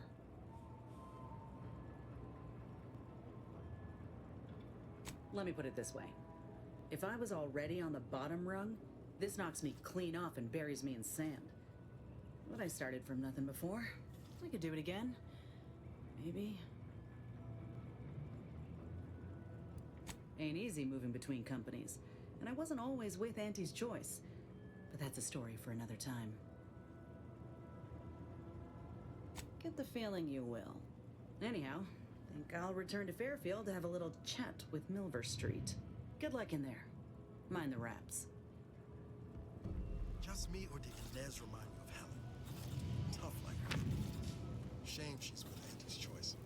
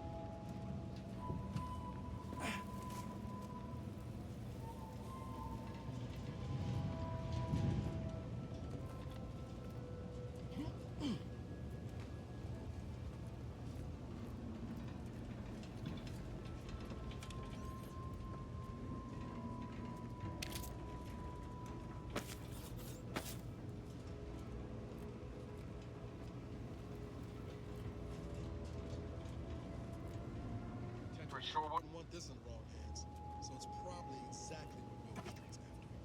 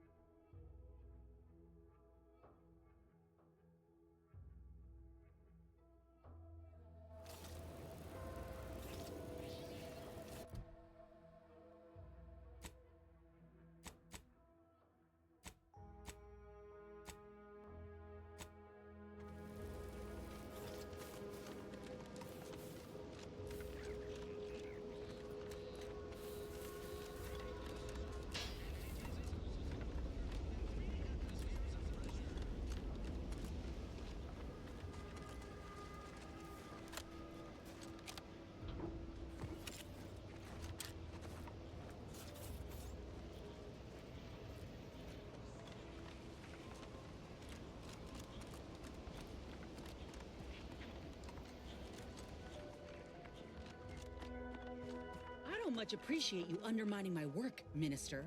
When have I ever not made a go of a job for you, huh? Is it so damn hard to extend a mind of trust? Calm down.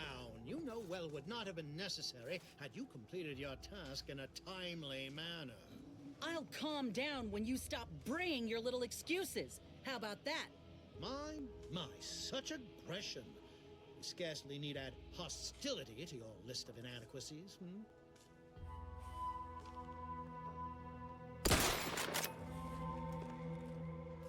Paratrooper Sealong, no mind.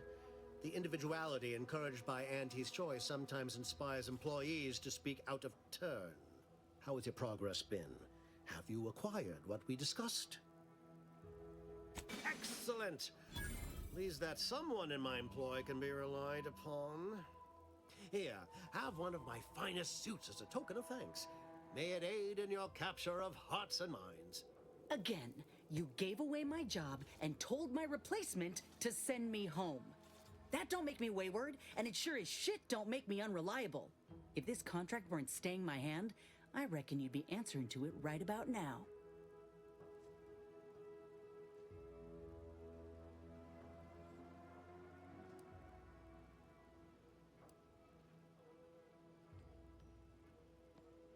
You mean grant preferential treatment to a subpar contractor?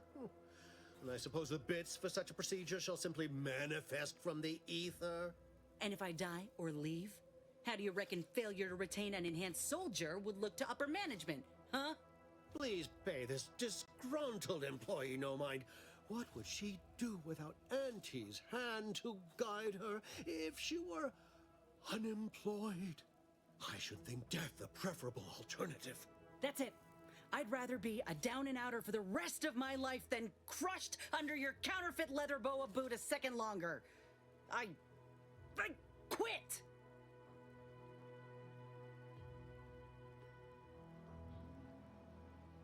It most assuredly is not good for her. This is unheard of, and I might add, you'll not be welcome with an Auntie's choice once more. We'll not take a contract shirker back into our fold.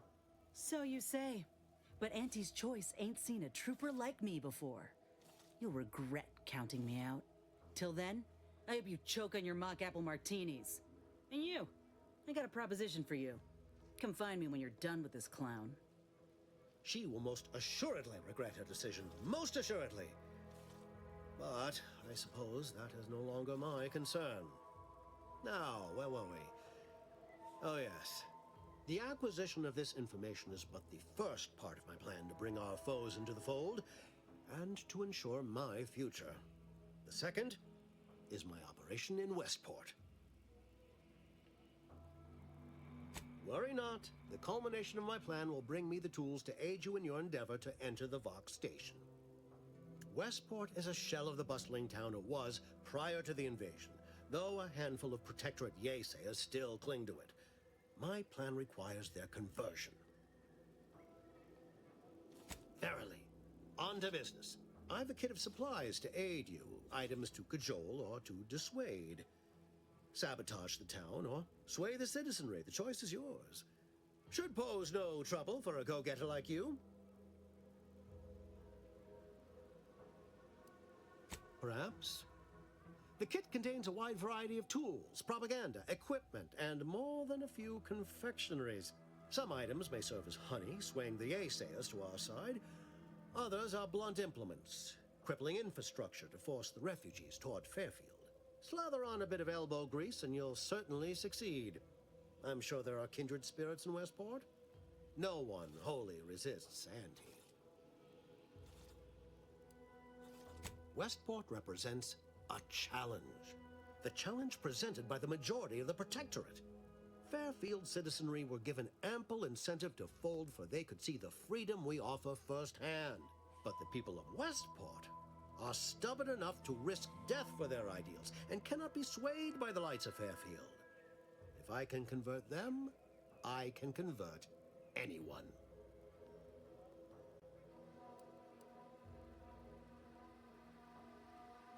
Shh, not so loud. The hat can tell when you're questioning it. The people of Westport don't trust me. How can they? I am the enemy. I am the invader. I cannot help these people achieve salvation until I know what it is they yearn for. You are a third party. You're presumably trustworthy. I need you to act on my behalf. I say if the situation is serendipitous, so much the better. Excellent. Here's the kit. Advertisement tapes, ambidextrine, assorted stimulants, free samples of purple berry crunch, everything you need to wage war on the undecided mind. With that, I shall mark the locale. Begin with the vigilant Hogarth. Motivate him to depart, and his subjects will trot in file behind him, woolly cow-like. Now, I'm sure you've asked yourself, for a task so involved, shall the reward be worthwhile? Well, wonder no longer. For the completion of this deed, I'm prepared to offer you an exact replica of my one-of-a-kind, limited production, gentle person's Oxonian.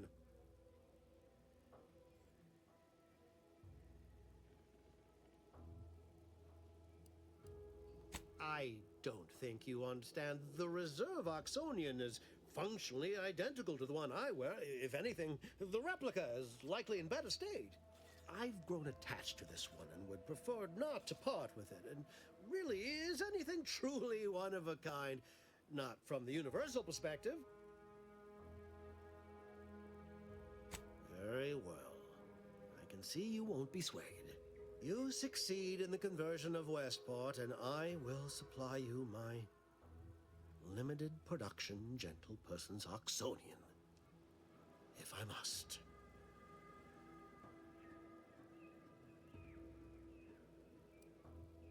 Then consider yourself officially deputized in the war to further innovation and the free market. Be forewarned. I can only guess at the needs of the denizens of Westport. You must engage with them, gauge their situation. Only then can you motivate them adequately.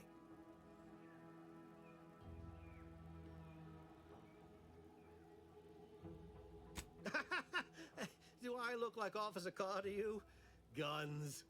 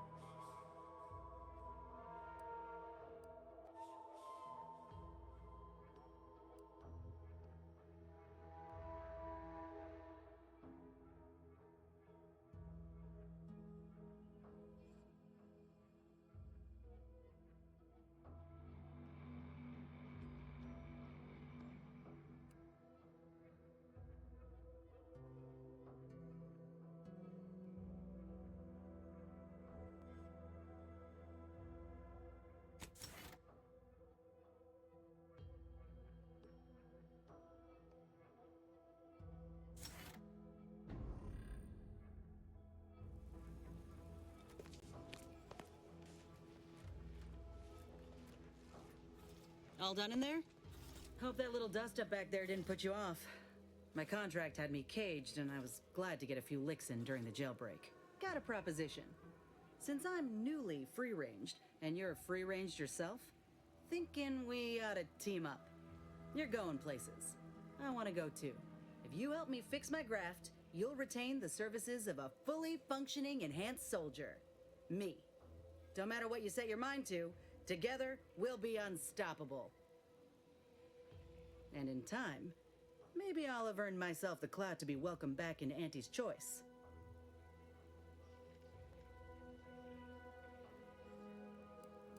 I can be on my own for a time, but I'd rather it not be permanent.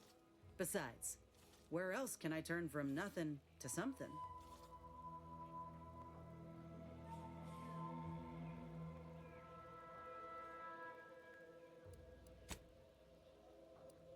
Look, I know what I signed up for when I joined the Enhanced Soldier Division.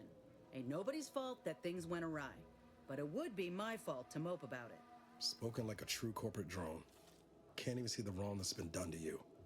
I don't see the Earth Directorate hard at work addressing your grievances, yet you still call yourself an agent. Agent? I get it. You're skeptical. If you got more questions, go on and ask them. You'll not find me hiding anything in the fine print. Had a feeling you knew a good offer when you seen it. Once I'm in top form, you'll be pleasantly surprised to see what I'm capable of. Just gotta find out how to get there first. Doc Tinsley worked with Graphs for some time before she came to Fairfield. Damn fine scientist. Reckon we should visit her lab at the edge of town to see if she's got ideas for us. This much of a crowd's not likely to keep a low profile. Someone ought to head back to mind the ship. Acknowledged. After you.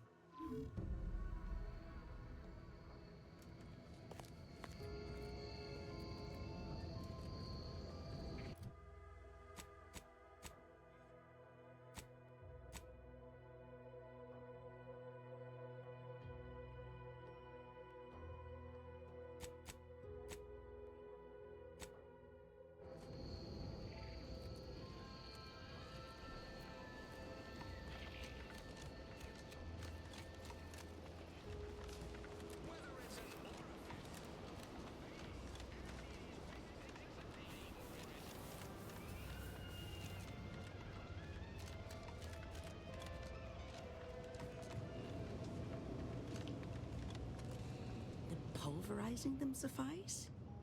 No, I couldn't liquefy them. Apply heat and congeal them into kibble no beast could resist. Oh, Ethel, darling, you're a genius. Approach with less haste next time, won't you? Copernicus may be tame, but he still doesn't take kindly to being startled.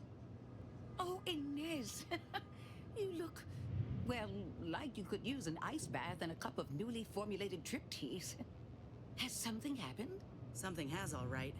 I ended my contract effective immediately. Now I'm free to prove myself to everyone in Auntie's choice. My way. Well, that's wonderful news. Or is it? I admit I'm still trying to work through what contracts mean hereabouts. But you do appear to be pleased, so I shall be pleased for you. Ah. That is not common knowledge in this town. But since Inez appears to trust you, I suppose I can do the same. Before I began my new illustrious career working with our tame, scarily friends here, I was a researcher in the Enhanced Soldier Division. Oh, I was on the verge of breakthrough when they shut us down. Oh, when I think of the lives I could have reached. But in my current role, I do try to help where I can. Where my own first aid training can't reach, Doc's got me covered. The graft knocked me on my ass for weeks when I first got it. But she nursed me back to health. Would if I could have done more.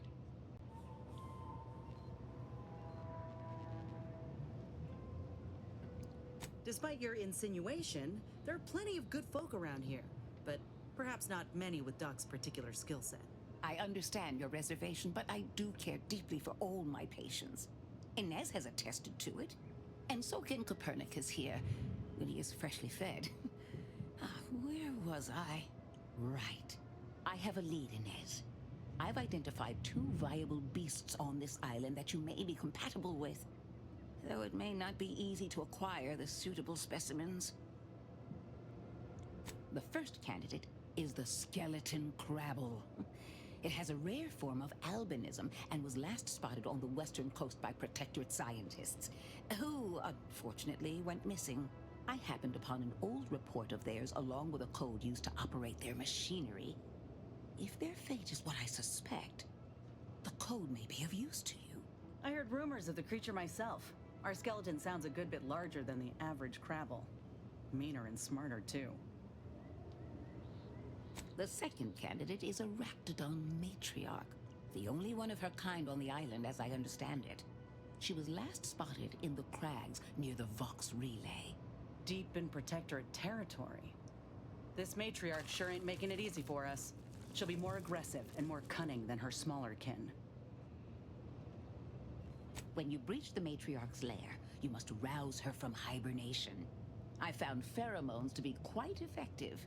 Inez, I'm certain you know a formula that may suffice. That I do. Excellent. It'll be a rather unpleasant wake-up call for the matriarch, so she'll be upon you in moments. I suggest your armaments be at the ready. Then the grafting part is yours.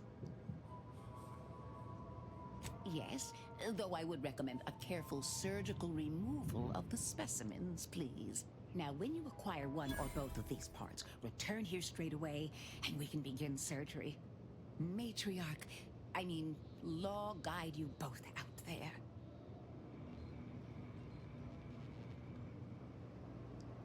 Oh, I love questions. Ask away. I would never imply such a thing. I'm sure the Minister and Officer Carr have only our best interests at heart. Though I must admit, their continuing quarrels give me trepidation. I'm unused to the way things are done here, I suppose. The Protectorate leadership never behaved in such a manner. The fact is that those two never got along particularly well, even under the best of circumstances. One wishes to woo Protectorate subjects to our ranks. The other wishes to secure a decisive victory with weaponry and technology. As for which approach is best, I wish I knew. I see. I hope his spirits may be sustained. I have grown fond of the Minister, but I cannot help but wonder if he fully understands how proud the Protectorate are. It takes great courage or desperation to acknowledge the wrongs of one's society, and even more to leave it entirely. He may find that courage to be rarer than he thinks, or perhaps he will manage to prove me wrong with his powers of persuasion yet again. How I would welcome it in this case. Very well. I ought to focus more on my work than on social tensions anyhow. I work directly with Officer Carr and her soldiers to ensure they're outfitted with the best Raptidon counterparts Paradise Island can provide. In theory, they'll be trusted to guard our most precious assets, including our leadership. For now, they deter encroachment from wild Raptidons. It's most agreeable. Trust me, they are safer here than out in the wilds. I have been reprimanded thrice now for undue pampering. I would not be here if this experiment was still causing needless suffering.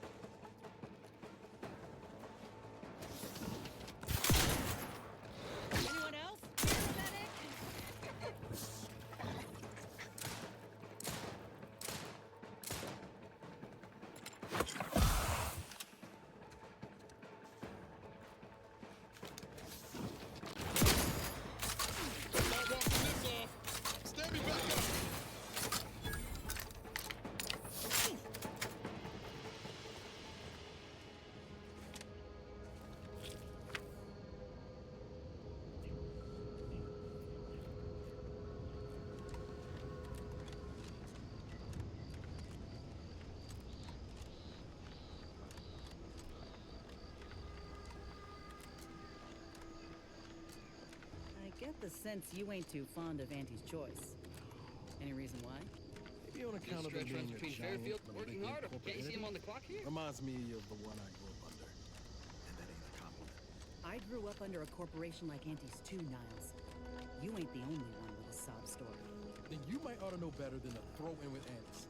They're just like those bit-pinching bastards we're trying. If the Earth Directorate had stepped in. Well, there you have it. The Earth Directorate saved you, Careful, huh? friend. Sure as shit didn't save us. Careful of friendly fire if you head down. But you've got choices now. Time for excuses is past. Don't you look down your nose at me. Any sane folk. Oh, great. A 472. Scout report. Yes, Been a sir. while since Looks I like had the a dodge repair bullet center is spray. still up. Excellent. At ease, Scout. Glad to hear that they haven't managed to repair it, even if Command has temporarily put the actual fighting to a stop. Yes? Can't help you. Sorry. Mind your own business interests. Word is, peddle your wares elsewhere. Put it in a memo.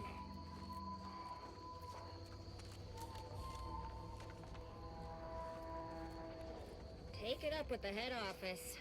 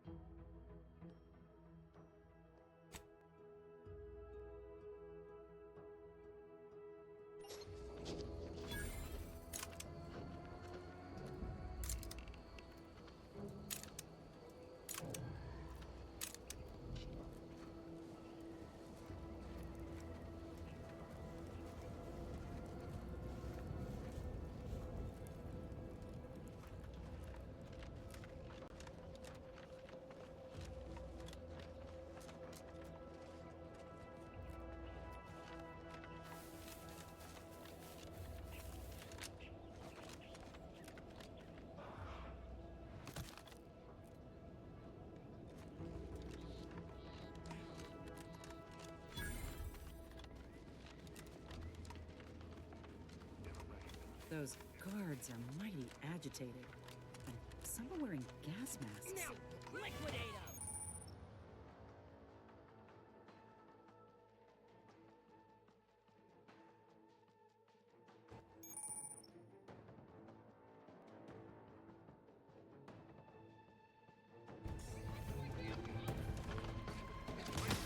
Got eyes on some no-good.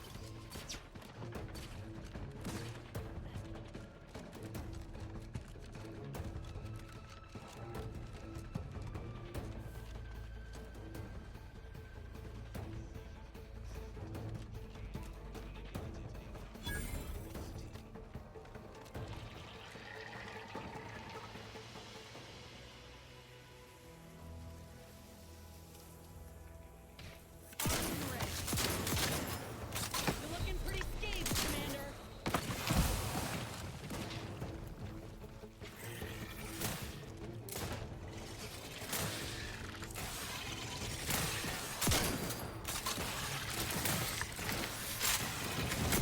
Commander, medic orders.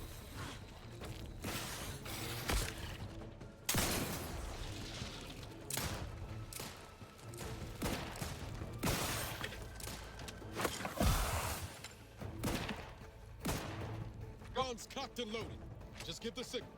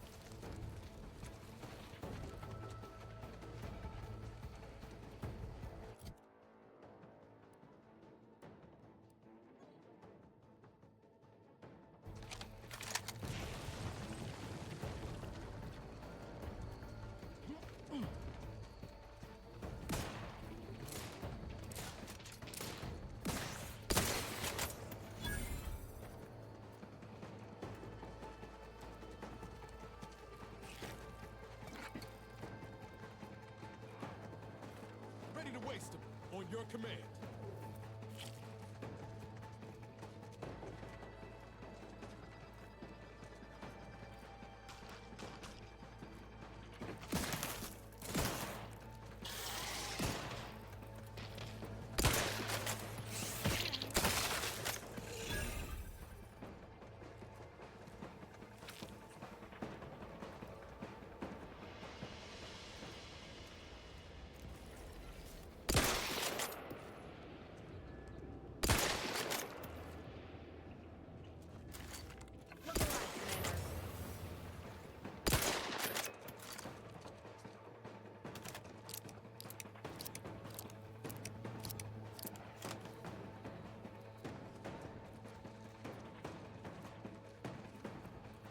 looks like the place. Lord, I haven't felt this high-strung since Horizon Point. Just hope he's here. Niles. Howdy, Zed. You look... Wow.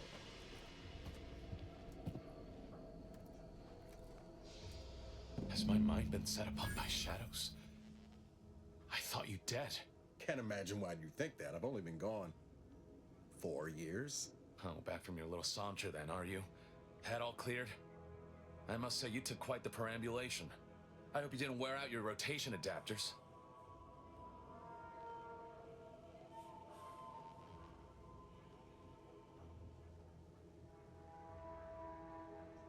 Zed, this is the commander I told you about. One in charge of the Horizon Point mission. So, you are keeping company these days. Just not mine. That would depend on what vision you have for Arcadia's future. Everyone seems to think they alone know what's best for this colony. Look, I'm not just here to gas you up with empty apologies. I want to set things right between us. Oh, now you want to help. Where were you when the war happened? Or when I was being carted off to mental refreshment? Where were you when I actually needed you? I know I let you down before, but give me a chance to earn back your trust. There must be something I can lend you a hand with. I know you haven't given up the fight. I haven't the time to patch your bleeding conscience, Niles. I'm in a situation that demands my full attention. It's Baines. My team's been caught. Pharaoh and March are dead. Protectorate are holding the rest for interrogation. A ship is inbound to take us off-world, to the consul himself. I barely managed to evade capture. Damn it! It looks like the data went through, but there's something wrong with the connection. The cipher isn't transmitting. Found her! You there! Step away from that terminal at once! Audra! Fuck! It's all coming apart. I knew something was wrong. What have you gotten yourself into here, Zed? That was one of my operatives. I organized a mission to infiltrate the Vox to acquire valuable intelligence. But obviously, something's gone wrong. Without that cipher, the intelligence is worthless. But I'm more concerned about my people at the moment. If you're sincere in your desire to help, prove it. Rescue my friends before that ship departs with them on board. Please. It has to do with the location of a vault rumored to house the Protectorate's greatest technological advancements, including its skip drive designs. That's all I'll say for now. I am. Without question. Okay. If they're sending a ship, that means my people are being held on the Vox's landing pad. Use my call sign so they'll know you for an ally. I'm certain Niles remembers it. And do exercise discretion, as well as caution. The guards at the Vox won't hesitate to fire upon you, should you be discovered. Not to worry. This is exactly the sort of thing we're trained to handle. Yes, but the uniform doesn't stop bullets, as I'm sure you recall. Good thing we know a doctor then.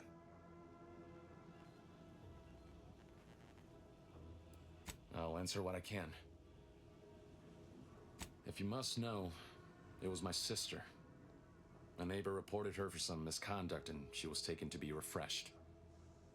I never heard what her alleged crime was meant to be. The woman who returned was nigh unrecognizable. The injustice of it rattled me. And once I began to look into what had happened, the more discomfort I felt. Then I met Niles. He told me the truth about other colonies. Made Arcadia feel so small, claustrophobic, repressive. And my smoldering resentments became a full conflagration. Stop there. I know what you would ask, but I've done my best to put that unpleasant experience behind me. Please respect my wish to avoid reopening closed wounds. The Crabbles? They keep people away who might otherwise stumble into my operation here. I feel kindly toward them. Of course. Hogarth and his unfortunate charges would be top of mind if you've explored the nearby settlement. I sympathize with the plight of those in Westport.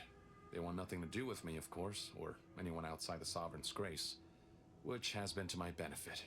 I do believe that one day, the truth of the Protector's iniquity will be too obvious to ignore. But for now, not even a crowbar could pry open all those shut eyes.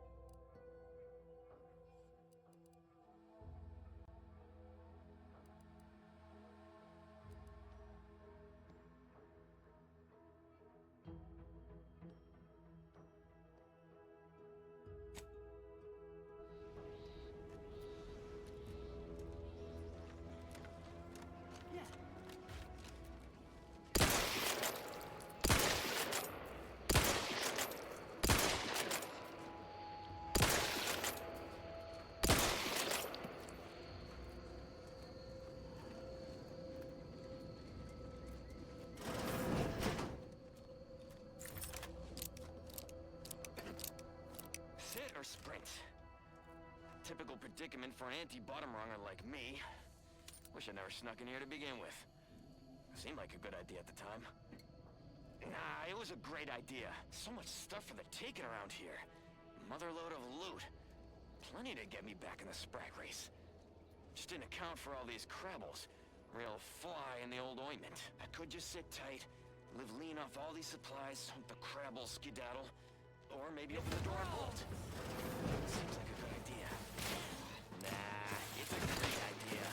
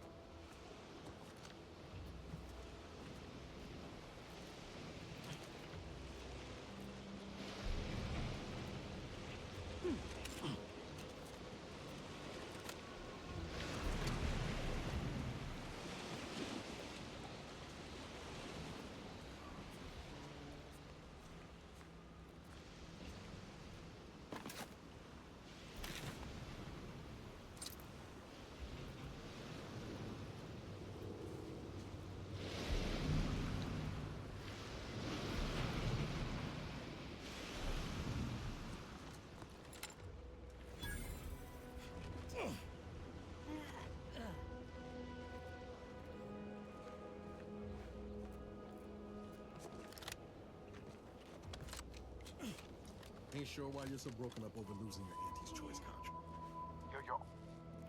No one yanking your chain. That sounds pretty good to me. You don't get it. You ain't nothing in Auntie's Choice without a contract. Just a rung leech scraping by. It's lonely at the bottom. But I ain't planning to stay there for long. Oh, believe me, I know more than you think. But you're with us now. We're a team. No bottom rungs in this crew. Sure. Don't mean to come across ungrateful. I'll pull my weight. Tell you what. Once I raise my stock with Auntie and land a new, better contract, I'll have a shindig to say a proper thanks.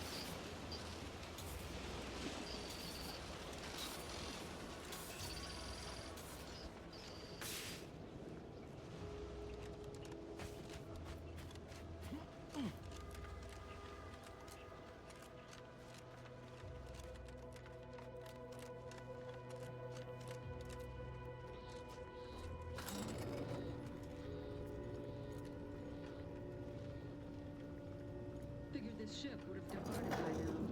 You know how Sentinels are. They take their time with traitors and instigators.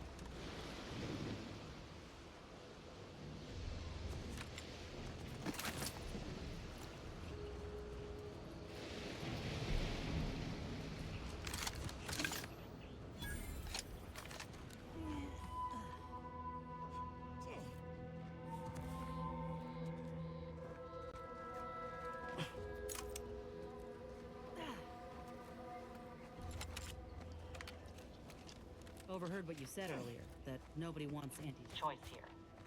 Maybe not right now, but that tune will change once these folks see just what we're offering them. Freedom. Freedom at the point of a gun don't strike you as a mite forceful? So liberation is only acceptable on your terms. Is that it? It's acceptable when we do it because the people ask for our intervention. That's kind of the whole point of the Earth Directive. You say that. But we both know that ain't why you or the commander came to Arcadia in the first place. What was the plan? Take what you came for and leave these folk to their fate? No. I I think it ain't so much that the Earth Directorate only goes where they've been asked. It's more about what serves their interests. So, who's really the moral party here? I ain't gonna be lectured by a corporatist. Find someone else to bluster at.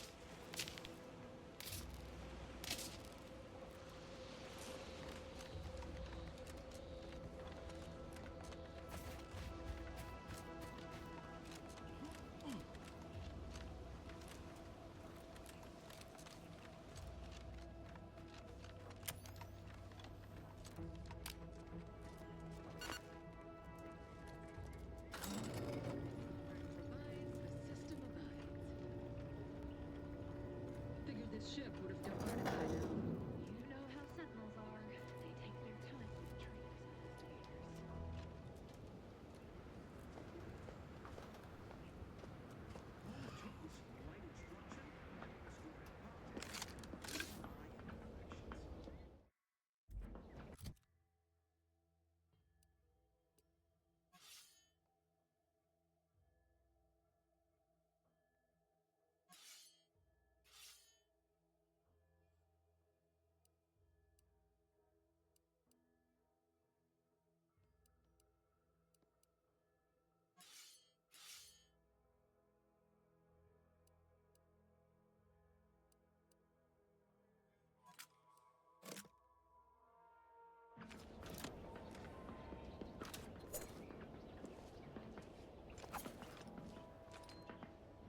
Got some bad Gloria, Arcadia, never to be outshone. Our colony, Arcadia, our home. Looks like a fight.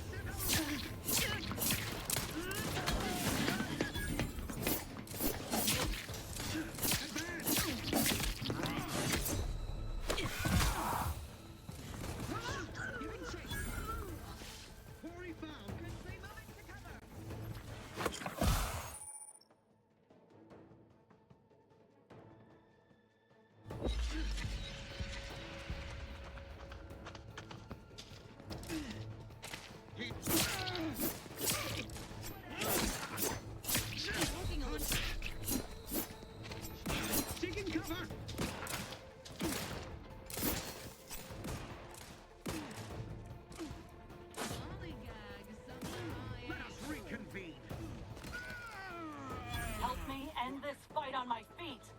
What's your purpose here? Exiting to cover.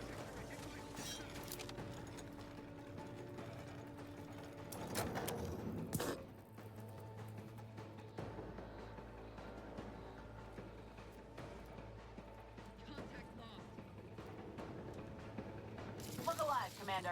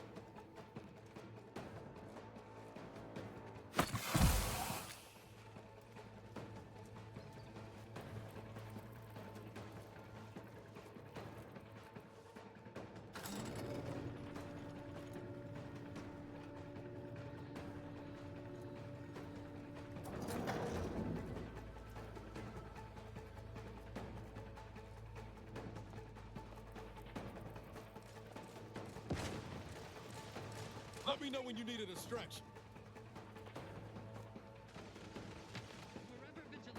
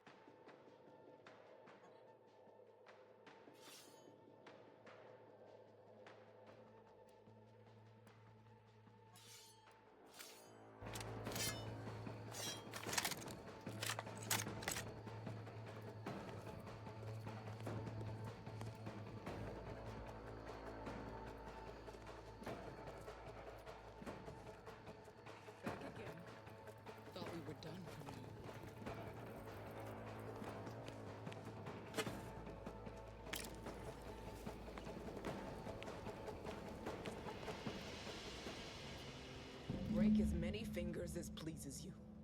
Still won't change my tune. Wait, who are you? I'm certain I haven't seen you before. I remember all my oppressors. We're not Protectorate. We're your ticket out of this hotbox. Esculepe sent us. Esculepe? Zeb sent you? Wait, you're Niles, aren't you? Count on Zeb to go as far as raising the dead to help. But it's too late.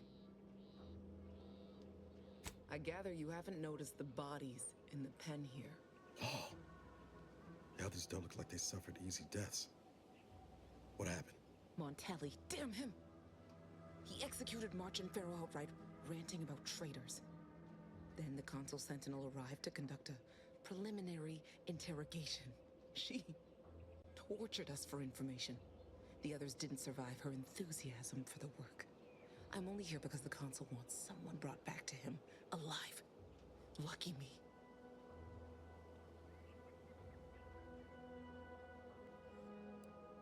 The cipher, right. I managed to memorize it before I was nabbed. 02519W. Should help Zeb decode the intelligence we sent him a whole lot faster. Kind of you to offer, but I'm not going anywhere. If you're too hurt to walk, I'm sure the commander and I could... No, it's not that. I need the Sentinel to take me onto that transport. I want her to think she's won. And then, just as we leave orbit, I'm going to blow her pretty ship to pieces. That might just be the most ruthless bait and switch I ever heard. Your friends ought to be proud. Thanks. Funny what ideas come into your head after losing a molar.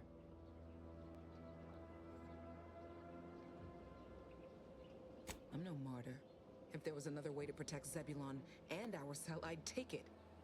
But if I escape, the Protectorate will pursue me, and everyone I care about will be in danger. I'll make it look like an accident. Mechanical failure. When I was being tortured, I saw some frayed wires near the fuel system. With the right spark, I think I can ignite it. I have my doubts. Even if she managed to spark a few wires, that ship's bound to have a fire suppression system. It would kick in if there was any real ignition. What do you propose, then? Not blowing yourself up, for starters. You know how relentless the Protectorate is. But if I die, that's the end of it. The Consul will turn his attention elsewhere, and our cause can continue in the shadows. Please, if you can help me sabotage the transport, then help me. We don't have much time. Might be I could sabotage the transport from the outside. Make it look like negligent maintenance. What do you think, Commander? The others paid with their blood to protect the cause. How can I be unwilling to do the same? All right. I'm going to trust you on this, if only because I don't feel my head screwed on quite right at the moment. I just hope you're not wrong. No point in remaining here then, is there? I'll need you to find a way to unlock the gate to this pen. If you can't manage it through nimble fingers, one of the guards nearby should have a key card on them.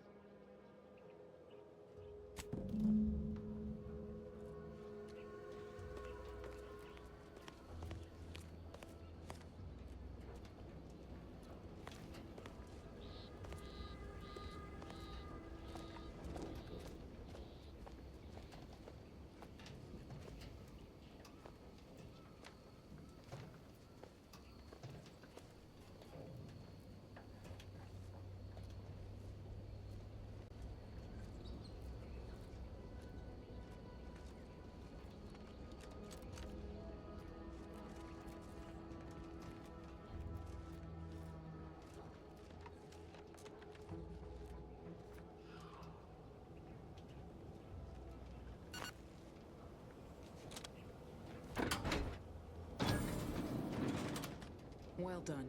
I can manage from here. Tell Zeb I'll rendezvous with him later. Once I've identified a safe place to meet. One last request. Don't damage the transport. A lone escapee is already insult, but a sentinel killed, her transport destroyed? The Protectorate won't ignore such outright injury. Anyway, thank you again. Look after yourselves. I know what Audra said, but what if she's wrong?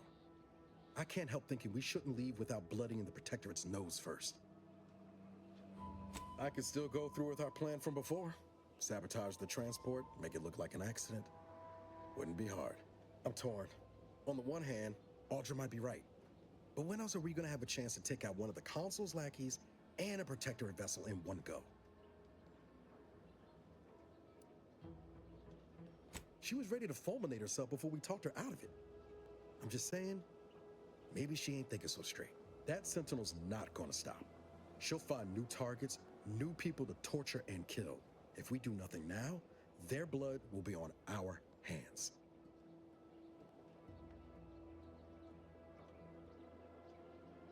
I've spent 10 years on the sidelines, watching people suffer, not being able to do a thing about it. We can do something here. So shouldn't we?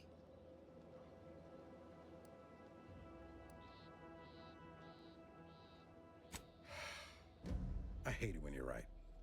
Tempting as it be to watch that Sentinel fry, best not to risk the blowback. I appreciate you helping me sort this out. Let's get back to Zeb. He still needs a cipher, and he'll want to hear about what happened with Audra.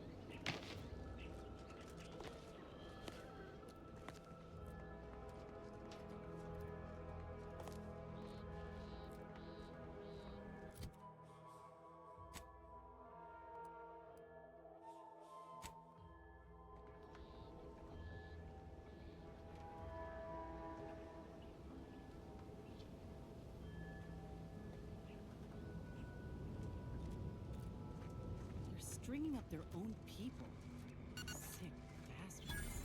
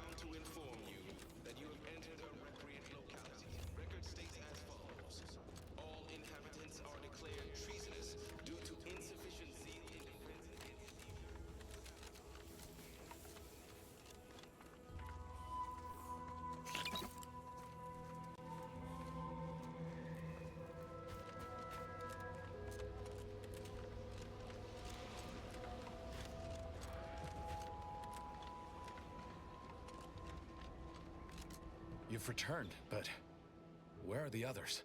We pulled Audra out before she got herself blown up for the cause, but we were too late to save the others. A sentinel worked them over real bad. I'm sorry, Zeb. Damn the Protectorate! I'm certain you did all you could.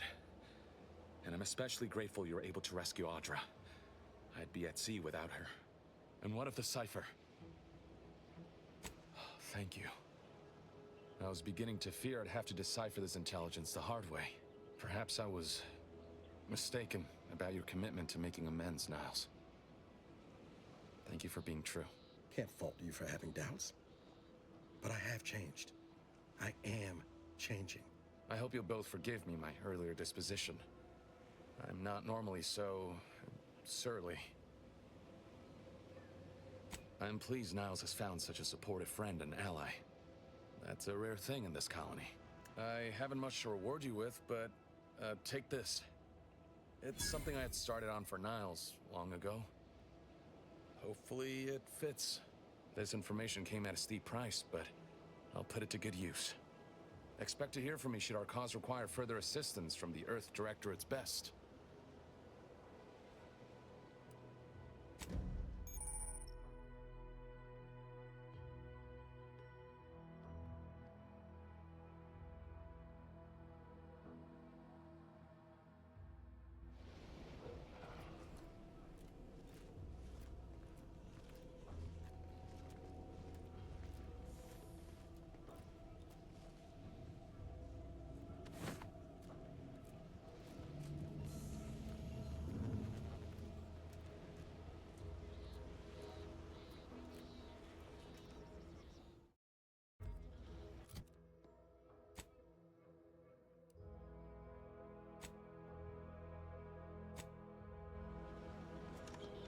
Got time for a debrief, Commander?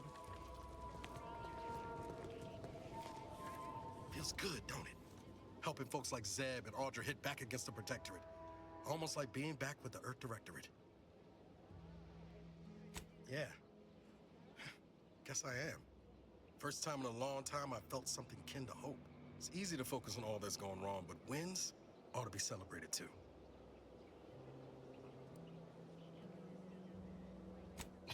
No. Trust, I learned my lesson there. Got the burns to prove it. On Triangular might have suggested going for drinks somewhere they don't come with fuel, but here, I think we'll have to settle for patting each other on the back. Shucks, Commander. I'm gonna get top-heavy you keep paying me compliments like that. Thanks again for going out of your way to help Zeb. Now I can focus on hunting down the Vrees without feeling like I've got a rabid sprat in my back pocket. Give the order, and I'll take care of him, Commander.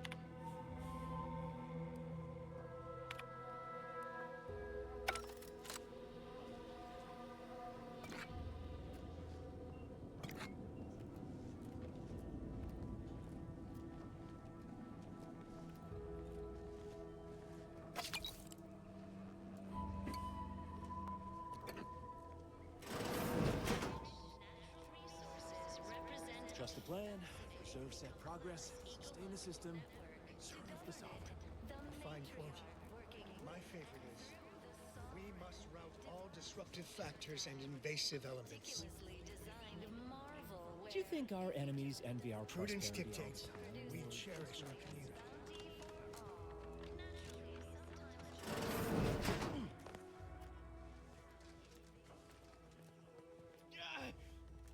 You locked in here under your own steam and appear reasonably free of cuts, burns, or weeping lesions.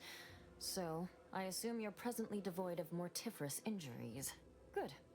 Because we've got more of that than we can handle.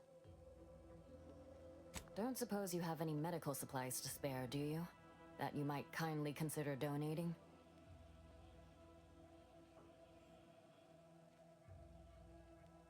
Oh, no thank you. Not looking for anything that does more harm than good. I have enough ailments to manage already. From what I've heard about Auntie's medicaments, might poison a patient or cause them to grow an extra head or something. Never know what they're testing out on you. My extra parts aren't side effects. That's your implication. And anyhow, I should think some minor side effects would be preferable to dying.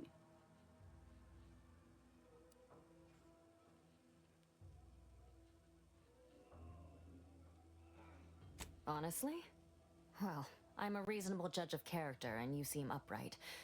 On behalf of my patients and I, thank you. We're all grateful. Guess outsiders aren't all just base individualists like they say on the wireless. Barring this being some tricky sales strategy, that is. This is a good start, but I fear it won't last long.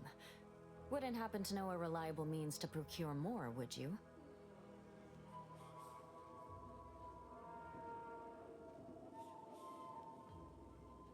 They'd sell to us? Those medicaments you gave us before? No, never. You must think me easily hoodwinked. Our societies are sworn enemies.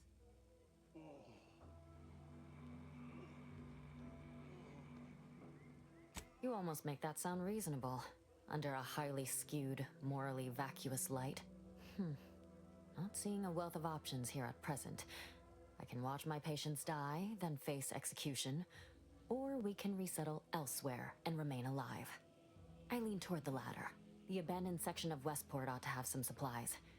Should be enough medicaments down there to help our injured survive the trip to Fairfield.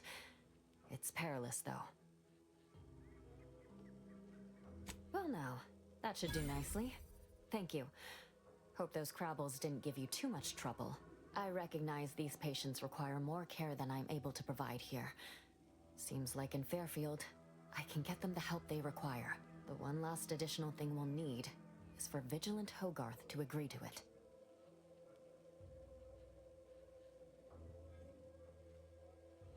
It's less a concern about disloyalty, and more my respect for his abilities.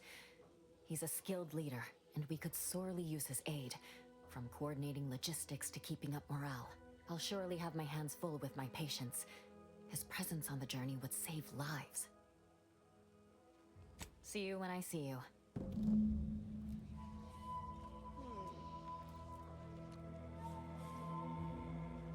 You've returned.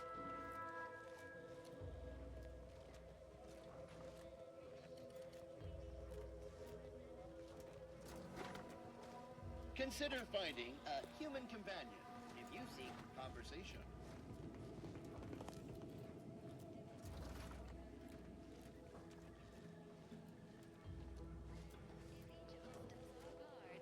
Greetings.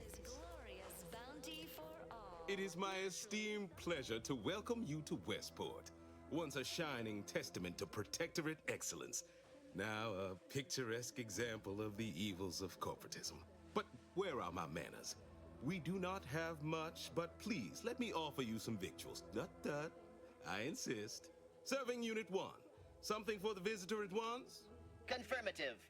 Perhaps you're wondering why I'd open my arms thusly for a stranger.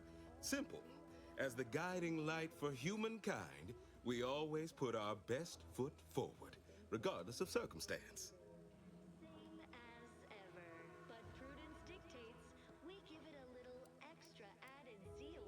I beg to differ. Those walls have stood for over a century and would easily have stood for another, were it not for Auntie's greed and envy. and explosives. Appropriate seal for their assigned work. Report them for mental refreshment post-haste. Our society was built from the bedrock up through the vision of our matriarch. Due to her genius, the structure of our society is perfect, planned down to the last subject. We all work as a unified whole for the betterment of all. Unlike those corporate colonies, where it's every person for themselves. In defense against seizure, sabotage. They love it as much as I. We care for everyone. Why, we've even eradicated the drudgery of manual labor through our perfection of auto-mechanical technology. That brings me to a matter I'd like to discuss with you, actually. I believe something still can be done. This town can be saved, its people given a reprieve. Were we to acquire the one thing vital to our existence. Auto-mech parts. What? Comestibles served. We of the Protectorate pride ourselves on our mech programming. Among the vigilant, it is even considered something of a sport. We are not miracle workers, however. Without parts to work with, we've no hope of remaking our mechs to do tasks beyond their initial functions. We need repair mechs, domestic mechs, not combat ones. Serving Unit 1 here is about as much as can be accomplished without replacement parts. If I can return the settlement to a reasonable facsimile of its previous glory, sufficiently functioning by employing mechs reprogrammed to repair and rebuild, the Arbiters might see fit to penalize only me, commute the others' sentences, allow them to maintain things around here in the spirit of continuity and such. Look around. If the Protectorate wanted to do right by you, you wouldn't be starving and wallowing in this metal quagmire. You want to help your people? Go to Fairfield. Fairfield? Why, they're the reason we're in this mess. You'll forgive me for questioning such timely offers of generosity and kindness. No thank you, not interested. I owe it to every single person here to try. The matriarch chose Eden because she recognized it as the perfect ecosystem. The native Nobody needs go anywhere. Not when we can still save Westport. We of the Protectorate endure as one, regardless of any hardships we must face. It'd have to be catastrophically obvious this place was doomed, and incontrovertibly beyond my means to save it, before I'd even consider such a recourse.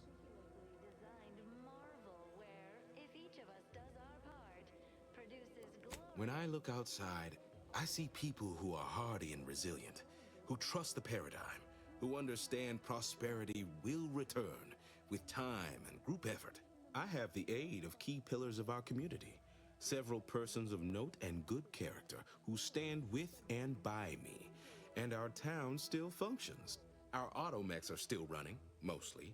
We have a generator to power them, fresh water, the reassuring voice of everyone's neighbor Prudence wafts from our loudspeakers. to maintain it. Keep doing your job with pride. Keep informing on your neighbors. I don't know. Look, I've entertained these fool notions of yours long enough. There's no use pursuing such a fruitless line of thinking further. I have a brighter future in mind for Westport, one you can help with, in fact, rather than dwelling on dark maybes and scenarios of worst imagining. Mental refreshment centers are there to help you. Not the first to question my judgment, nor the last, I suppose. One expects a certain lack of social graces from those raised outside the Protectorate. Let us talk plainly. What would it take to secure your aid? That you have entered a recreant locality. Record states as follows. All inhabitants... Certainly. What would you like to know? Insufficient zeal in defense against... I know as an outsider you may not be able to understand this, but the structure of our society is sacrosanct. If any one subject does not do their duty, it puts everyone at risk. Ours was to protect Westport when antis attacked us, with our lives if the situation necessitated it. As you can see, we failed. We're also tasked with leading the rest of the subjects, but now that I've become a traitor, the only guidance I provide is to the few left here, and I will do right by them. Is there anything else? Designed it, and the sovereign embodies and executes on That's it. abundantly kind of you. Though there must be something I can offer. Enough to lead and inspire those who work there, once at least. I was previously the ranking vigilant on this island. Why do you ask?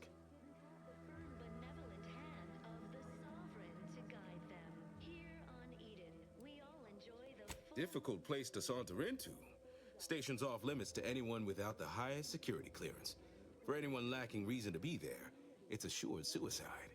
In exchange for the automech parts we need, I can provide you means to get inside.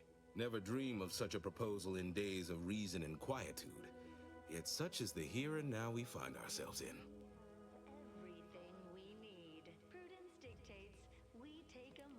So much for their paradigm keeping mouths fed and roofs overhead. The minister was right to send us here. You are the raw material for perfection.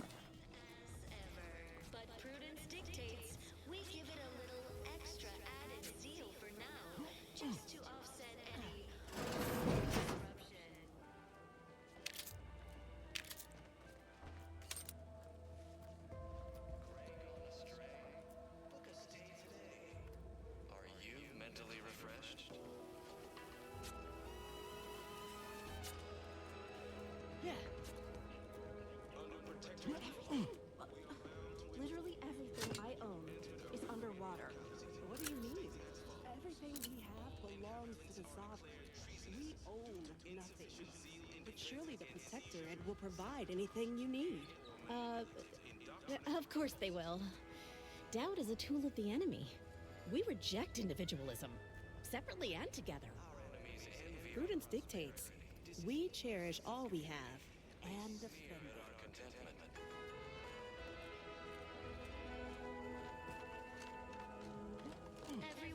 The matriarch and sovereign appeared right out of the aether, just as I imagine our proud sentinels do.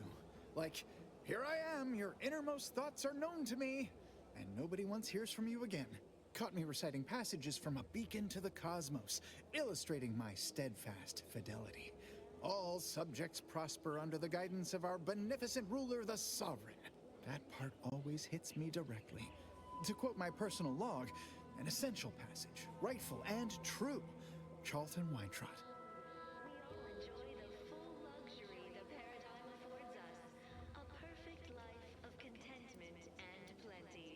Oh, it's that, homespun metaphor. The Protectorate as a happy, attentive family, the Sovereign smiling beneficently at the head of the table, all such, so forth and the like. Say, you are every bit you seem, yes? Thoroughly on the up and up and in no way a hidden agent? It is widely known that a sentinel is required to stand revealed before rendering judgment. Why, a plot point about that featured prominently in the latest episode of I, Red Cloak. Of course you believe everything on the Aether Wave. I guess it would be stranger if you didn't swallow the propaganda, even if it does take some heavy dramatic license.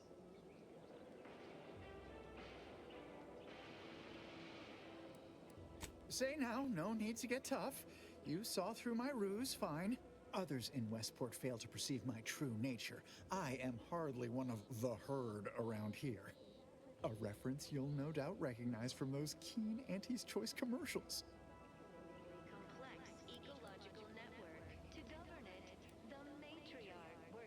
Why, they are certainly inspiring. There's this one character who just laughs at danger, says he hand makes his own luck. Is that not the grandest thing you ever heard? You and I are just like him. Get up and go-getters. Say, did Auntie's Choice send you here? Don't fret, I am exceedingly skilled at keeping secrets.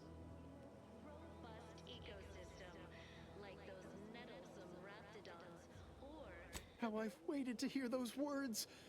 Anything I might help with at present?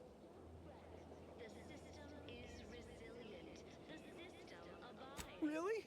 What was he like? Bold? Assertive? With a wildly obstreperous theatrical air? Doing your job with pride. Keep informing on your neighbors. Same as... Is that so? Do tell me more. An audacious proposal. Yet this place, despite its recent humidity, remains comfortable and familiar. Feeling distracted? Daydreaming on the job?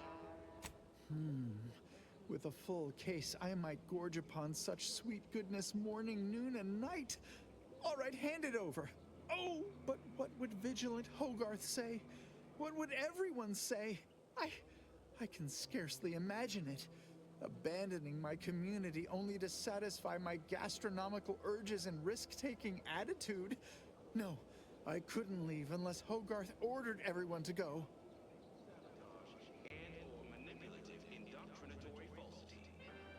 Righto. Well, you seem rather confident.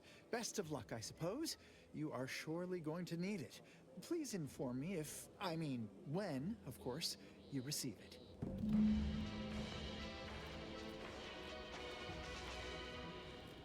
Everyone knows the paradigm epitomizes the pinnacle of social order. Why?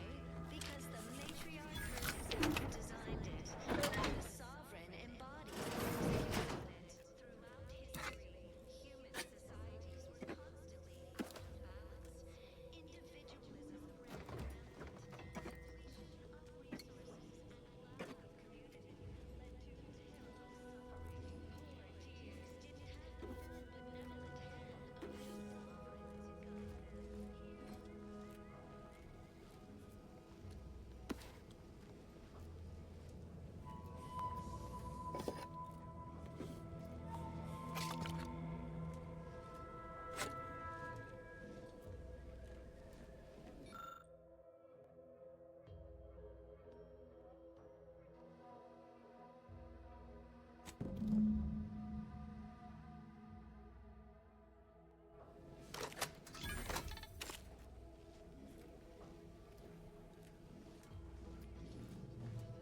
to guide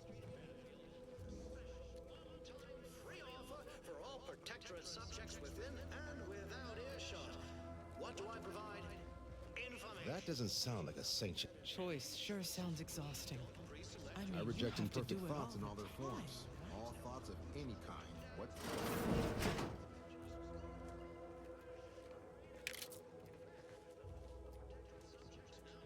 the advertisements help Auntie's folks straighten out their minds? Is it their version of our mental refreshment? No, it feels like some kind of punishment. In fact, it feels like Andy hates me. Every aspect of life in Auntie's Choice. Choice is in the name. I was sad for a moment because my house got some. Prudence dictates. Is we missing my eye our favorite neighbors comic an imperfect thought?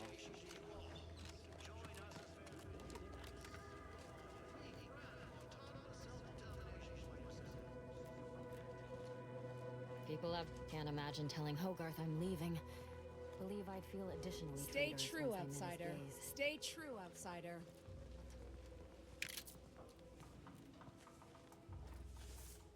A perfect society demands perfect thoughts.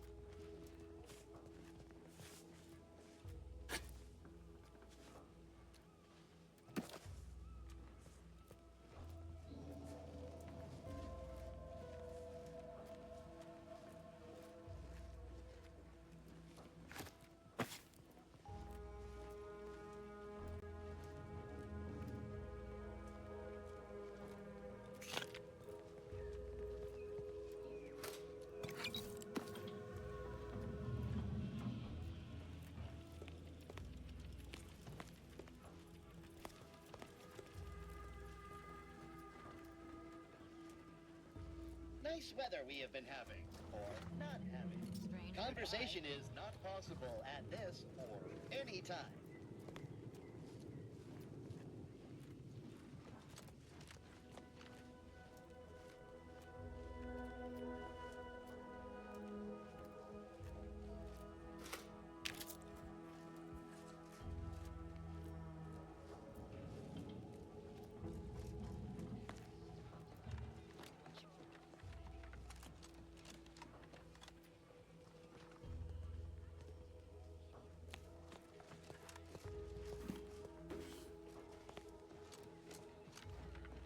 That vacuous cacophony. Ah, the itinerant stranger returns.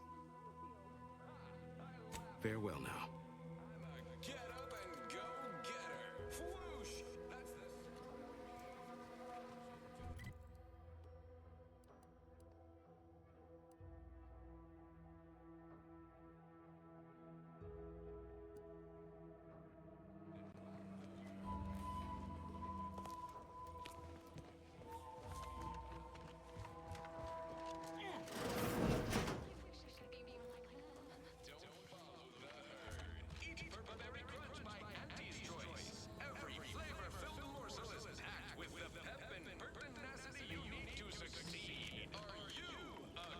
You're thinking about it sideways.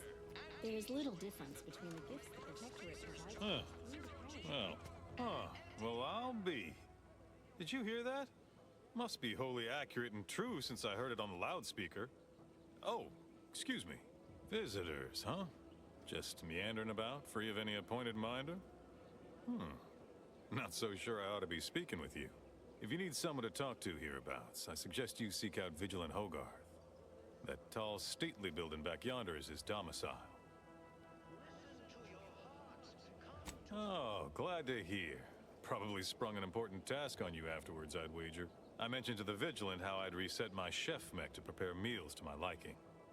Next thing you know, he puts me in charge of repairing all the mechs in Westport. Got something on my mind. Did you hear that message over the loudspeakers? About choosing your chosen profession? That Milver Street fellow said in Fairfield you can, if I understood correctly, opt for any job you show proficiency in. Could that truly be true? Or is it a base falsity foisted by Auntie's choice to, you know, undermine Protectorate subjects' unflagging resolve?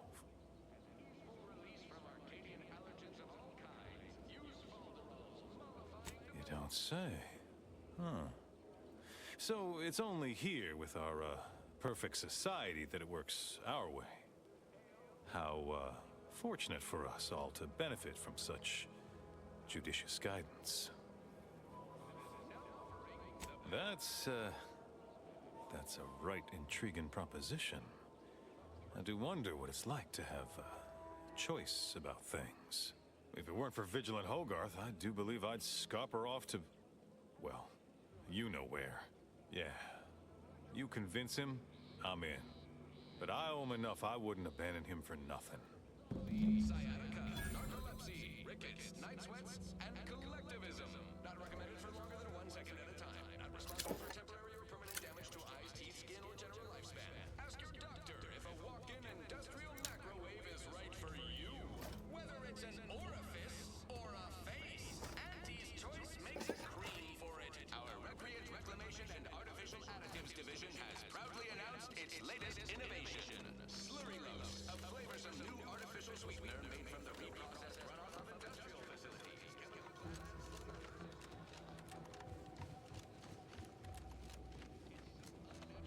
That endless yattering is more Well, look who it is. What is it? Speak your mind. Rushing it to market. Following a modicum of testing, Slurry-Los will soon... Not my favorite topic of discourse, but I do like the cut of your jib. Very well. State your piece. What nature made accidentally, we created all... But it's not everyone, is it? I'm sure it's not. The majority of my subjects are steadfastly loyal, resolute, right as rain. Daily chemicals and preservatives. Say, you've got your alien planting corollary in my invasive species fish paste. Things are fine. Everyone's fine. They deserve better. They do, don't they? I've tried to tell myself it's better to die a subject of the Great Protectorate than live a life driven by freedom, but you may be right. Regardless, now that we're all traitors, they really don't need my permission, but if they want it, they shall have it. My former subjects are free to live an empty life with Auntie's choice. I'll make an announcement. Order them to depart for Fairfield, but I will be staying. Should I? Haven't I failed them enough for one lifetime? No. I will stay here and loyally await the judgment I richly deserve. Humanity can't exist on bread and water. Never met you. Auntie's Choice Stay Hungry Meal Pack, featuring our finest pre-sliced bread and My former subjects jumped at the chance to abandon Westport. They don't need me. You need to make it through your day. show your supervisor you stay hungry. Nature made I suppose my duty to my people remains, whether here or in Fairfield. All right. I'll go. Unsure how I'll endure such an empty existence. Perhaps if I offer my old subjects periodic advice, our sense of community may somehow, despite the wiles of commercialism, remain. All right then. Suppose it's time to make my announcement. Collective assignment at birth? It's true. No computronic doodads, no permanent roles, just good old-fashioned freedom. In fact, the former protector... Attention, everyone. Attention. I, Vigilant Ogden Hogarth, hereby do order all subjects under my command to abandon the settlement of Westport at the earliest possible juncture. You are to depart for the township of Fairfield, safely and together. Once there, you are to appeal to local authorities for citizenship with Auntie's Choice. Thereupon, you are thus and forevermore relieved of your duties as subjects of the Protectorate. This is a direct order from your Vigilant and is not to be questioned and cannot be countermanded. Now see to your preparations. I will join you shortly.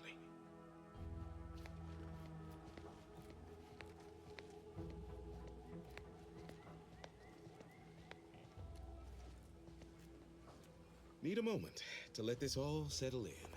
I will be on my way by and by.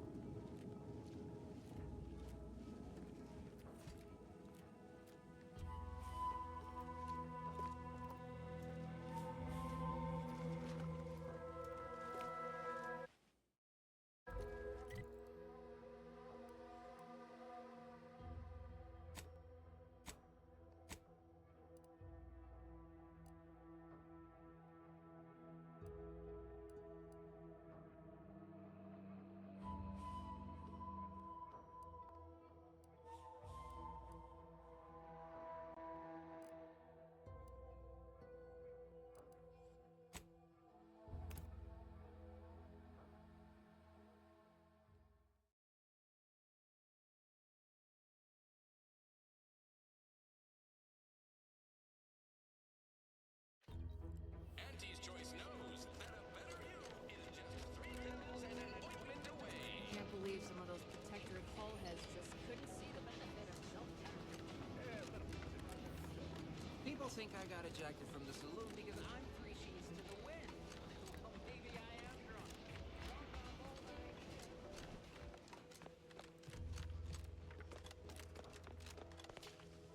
You've lifted my spirits right out of their doldrums. Our new guests have just arrived. Here, a considerable reward for your considerable efforts. Had anyone asked, I would have bet a year's pay against your capturing the hearts and minds of the denizens of Westport, and it seems I would have been out a great deal of bits. I've 2 minds about the convertees. Anyone with eyes can see they need guidance, but a pernicious system is not easily abandoned. Have you any thoughts?